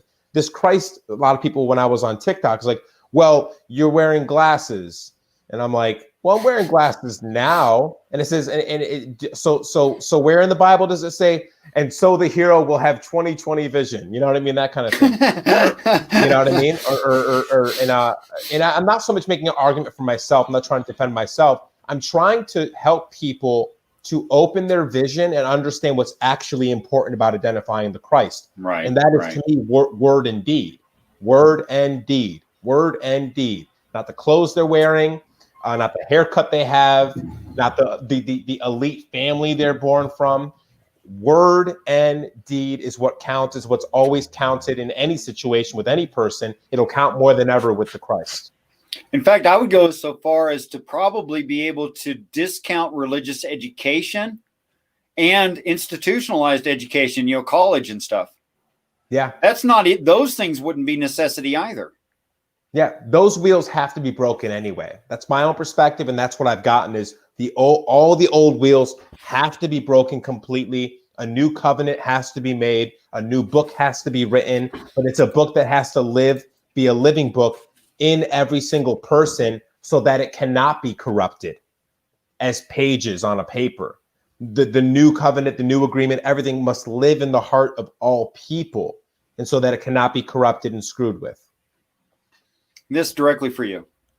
I want to ask Mark a question. You mentioned hyperdimensional. Does something hyperdimensional also contain our 3 dimensions? And so I guess I probably use the term a bit loosely. And so I guess this is how I imagine it. On the linguistic level, I'm given, Richard probably attests to this too, when we receive the word of God, it's not in English. It's probably not even in anything phonetic language-wise at all. It's this thing that I don't exactly know how to explain, but you receive it, when I feel it, when I envision it in my mind's eye, it's this like cube or sphere, and it comes in and it's hyperlinked and self-referenced in a bunch of different ways, which connects the past to the present to the future. We've talked about future verifications of words we receive in the present. Like we get those aha moments like, wow, I was just told this would happen a week down the line, and then it did. So when I say hyperdimensional, I guess what I mean is I'm given information that transcends the moment. It transcends my ability to understand the universe. It gives me information I shouldn't know, as Richard has said before. So to me, that expands space and dimensionality of what is going on in the universe beyond my 3-dimensional reality. And so I receive information that doesn't occur yet. And so it spans past the present moment and operates.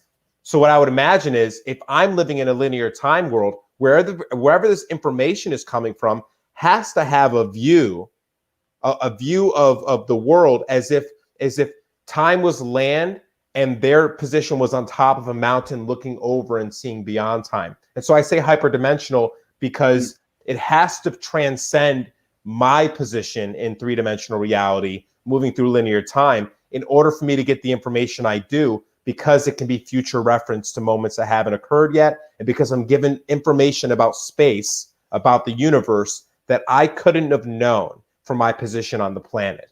And so I guess that's what I mean. Yes, it does contain our 3 dimensions, but it contains information about our 3 dimensions that we can't know in a present moment, that we can't know in a linear time frame. It has to transcend dimensionality in some way. So I guess I'm still using it kind of loosely, but from a philosophical approach, a rational approach, I guess that term still does make a lot of sense. What would you say, Rich? I think you're a lot smarter than I am, because the way you pictured that and had it so clear, that was pretty darn amazing, actually. Well, thank you. Wow. For me, it's I'm not an artist, but for me, it's a little bit more artistic in my mind and how I think about that experience, although I can see why you would say it that way. That made sense to me. I would say that for me, it's like I look at a picture and I only have about 180 degrees of vision, I look at the picture and I absorb what's in the picture. But there's also this information that's out of the picture frame that I also understand for no obvious reason to me. So I have this ulterior information that's not in the frame, although the frame is really nice and clear. Okay. Yeah. So it's not like in a prayer or meditative state, I see the words computer screen written out, but an actual picture of a computer screen, and there's no desk. There's no word desk. It's the understanding of desk and computer. It's the ideas of desk and computer. But along with that is everything that goes with desk and computer. Desk legs, a floor, some walls, a ceiling, internet, electricity, everything that goes with those things that are understood in order that those things operate at some level. And that's how things are introduced to me, is through these pictures and ideas that require certain things. It's like it's called, well, there's a single point data. That's an observation. So I see a tree. Okay. Yeah. But then there's linear data that continues. I can see more than one tree, two trees or more, right? But then there's necessities that trees have. Okay. So you can say, I see one thing, right? And that's an observation. And I see two things. And in two things, you can say, I have a necessary relationship, okay? Because trees require things like minerals and water and sunlight, et cetera, like that.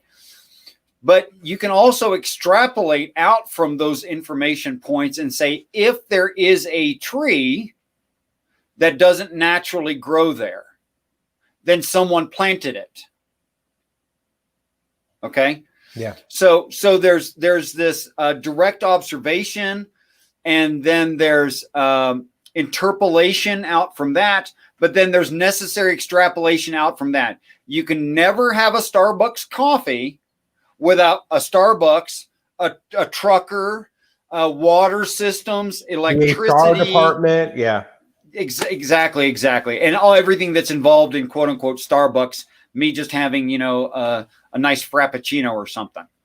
That's a great way to explain it, because that adds to the density of the information, right? You're not just getting the cup of coffee.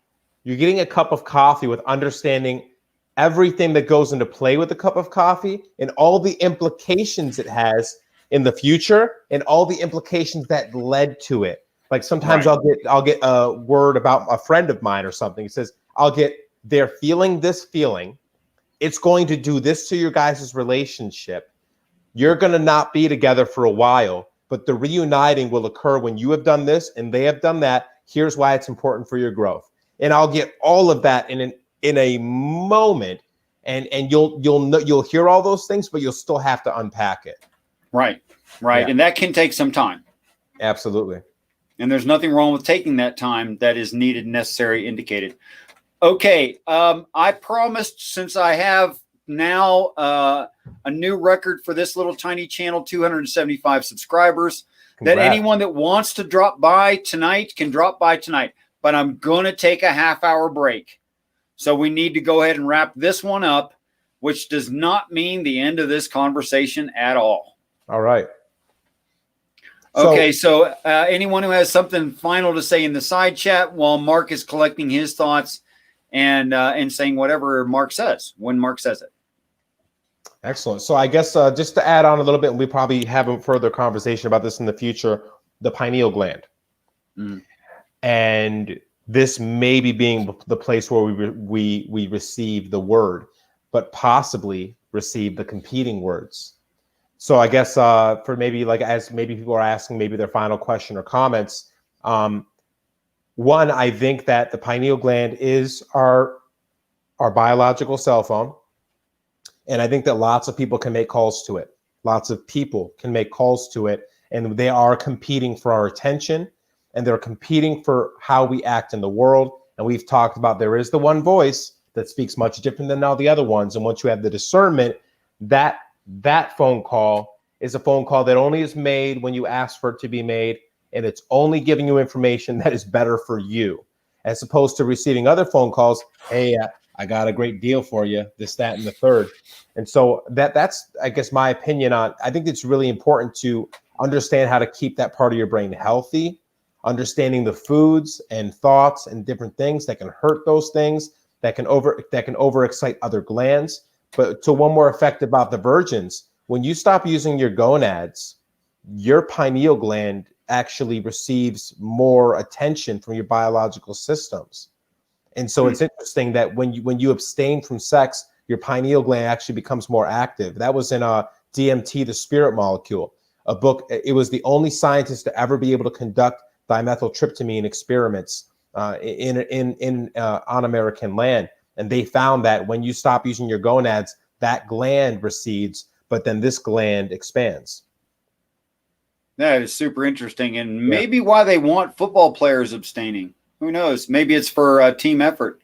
It gives you more energy. It gives you more focus, I guess. People who want to run marathons or triathlons, a lot of time they'll go no sex for quite a period of time. Yeah. I think that as far as the phone calls are concerned to our individual pineal glands, it seems obvious to me that the lines are open and the system works quite well, but is very unmonitored unless you monitor it. Yeah. Unless you control it, it is completely uncontrolled and extremely random. I'd like to encourage people and assure them to some extent that if they understand, if they start exercising this, that their intent of a purity of message results in a purity of message. However, when people are absolutely open to anything, anything is what they'll get. Yep. And they do get everything. And if they don't know what is personally and for people around them good for them, then they're liable to do or try anything they receive. And those phone lines are open between individual humans, family groups, the entirety of the human race on this planet, and apparently to 2 other groups who don't even live here. So it can be a little bit hectic and confusing if you don't have at least an intent. Yeah, and I opened the phone lines when I was much younger, and I received phone calls from everybody. And some of those phone calls were very disturbing ones, and they ended up not being good at all, and that there are some nefarious characters out there. And this, I think, is directly connected to the practice of black magic, of dark magic, of, like he said, about having intent. The first intent shouldn't be like, I want to make someone fall in love with me, or I want to be in this relationship, or I want money. The first intent is whoever's calling me, they need to have, whoever they are, have to have a perfect and honest desire for me to live a more meaningful life that's not hurting anybody, not hurting myself, that is completely transparent. I know all things they intend for me before I receive any other information from them. That's the most important step. I believe that is absolutely true.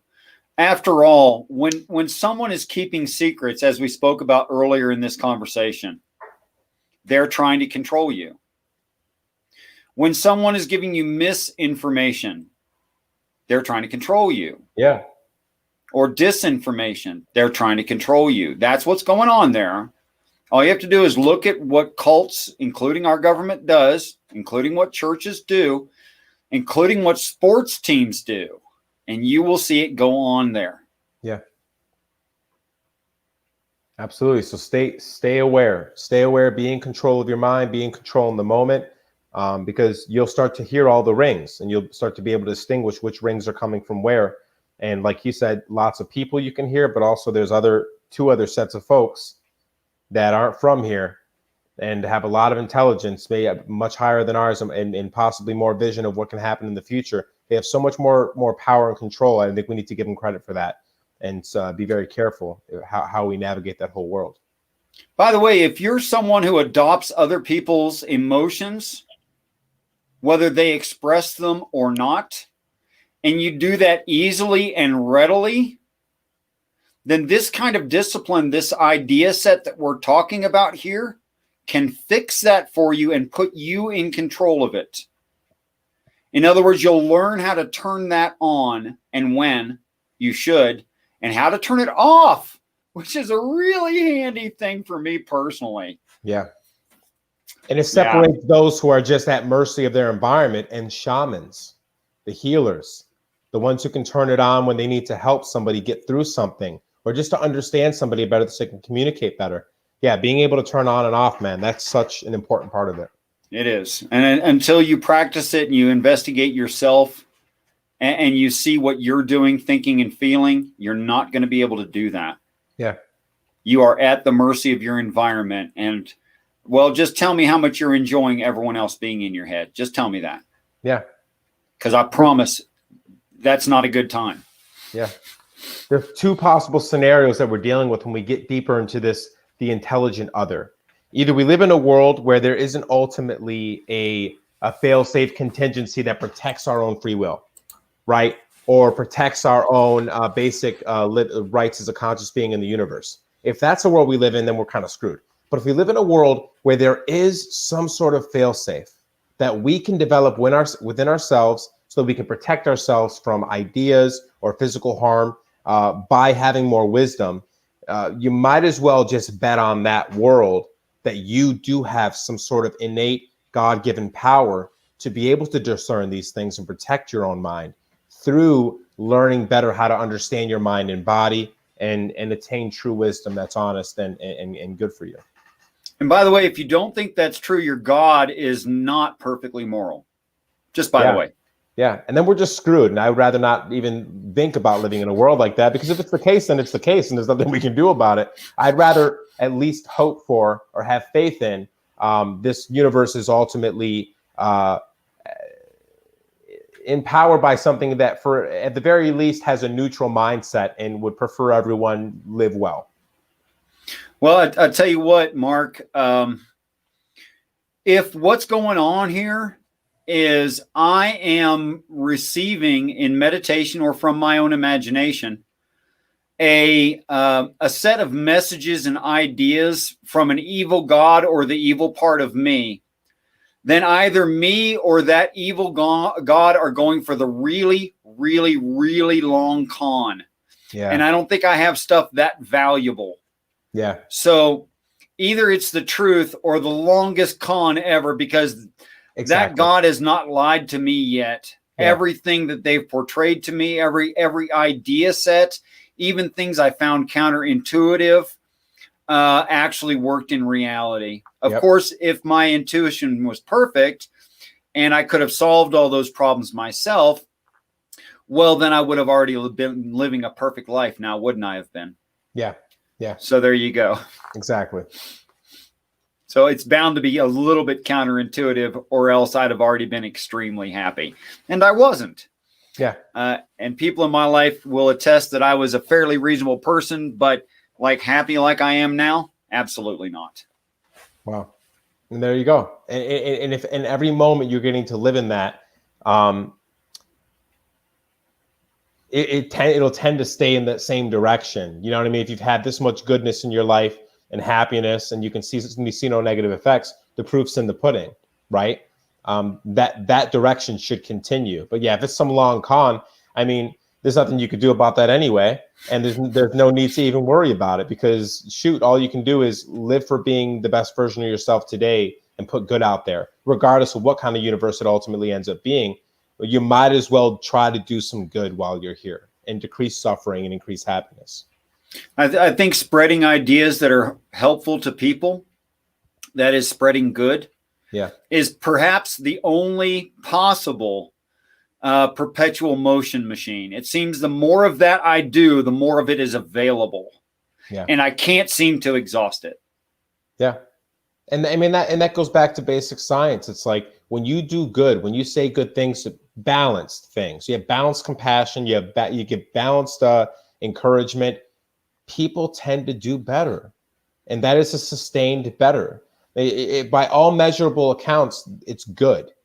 It's good to put this out here. So, I mean, I think you and I have both know we found the way, whether or not there's a grander scheme involved, or we just see the day-to-day effects of that behavior. We know, right? Even if we come in contact with someone who's very dry sponge and reacts negatively to it, we can articulate that. Oh, they're not ready to be loved. And that's fine. But you find people that do, and they receive it well, and then it reaffirms that what you're doing is righteous and good. And with that, we're going to close the show, because that was a really positive, beautiful, and true message. And, why not go out there and experiment and be extra kind for absolutely no reason and just see what happens? Yeah. I mean, walk around the earth like you actually you actually are responsible for how well it's supposed to be. Walk around like the great servant, like you are a servant to all people in the world. It's amazing how much everything changes around you, right? To see that maybe you're a little responsible for for the good entering people's lives and happiness. It's very true, man. That's a great exercise. Amen to that. Amen. So, Mark, thank you again for another show. It's been interesting investigating more of your brain. I hope you were entertained by this. And thanks, everyone who showed up. I appreciate your attendance, your comments. You know, if along this journey you find objections, questions, and I encourage those questions, I think that you should thoroughly investigate things if they matter at all. You know, the color of your shoes, maybe not so much. What you think truth is definitely something you should spend time on. So please feel free at the end of these shows to prepare some questions. Even if you want to, if something occurs to you in between shows, you know, take a little note and come, and I want to hear your minds as well, not just mine. I know my brain pretty good, and Mark, I'm learning him already, but actually all of you. I'd love to get to know you, which leads me to the following statement. I really look forward to the day that we're all great friends. Peace and respect to you all. Peace and respect. Richard, thank you so much. Respect, Mark. Thank you, Mark. You've been such a great teacher for me too. And I just want to say thank you for that. Thank you for that. Good night, Mark. Amen. Night, everybody.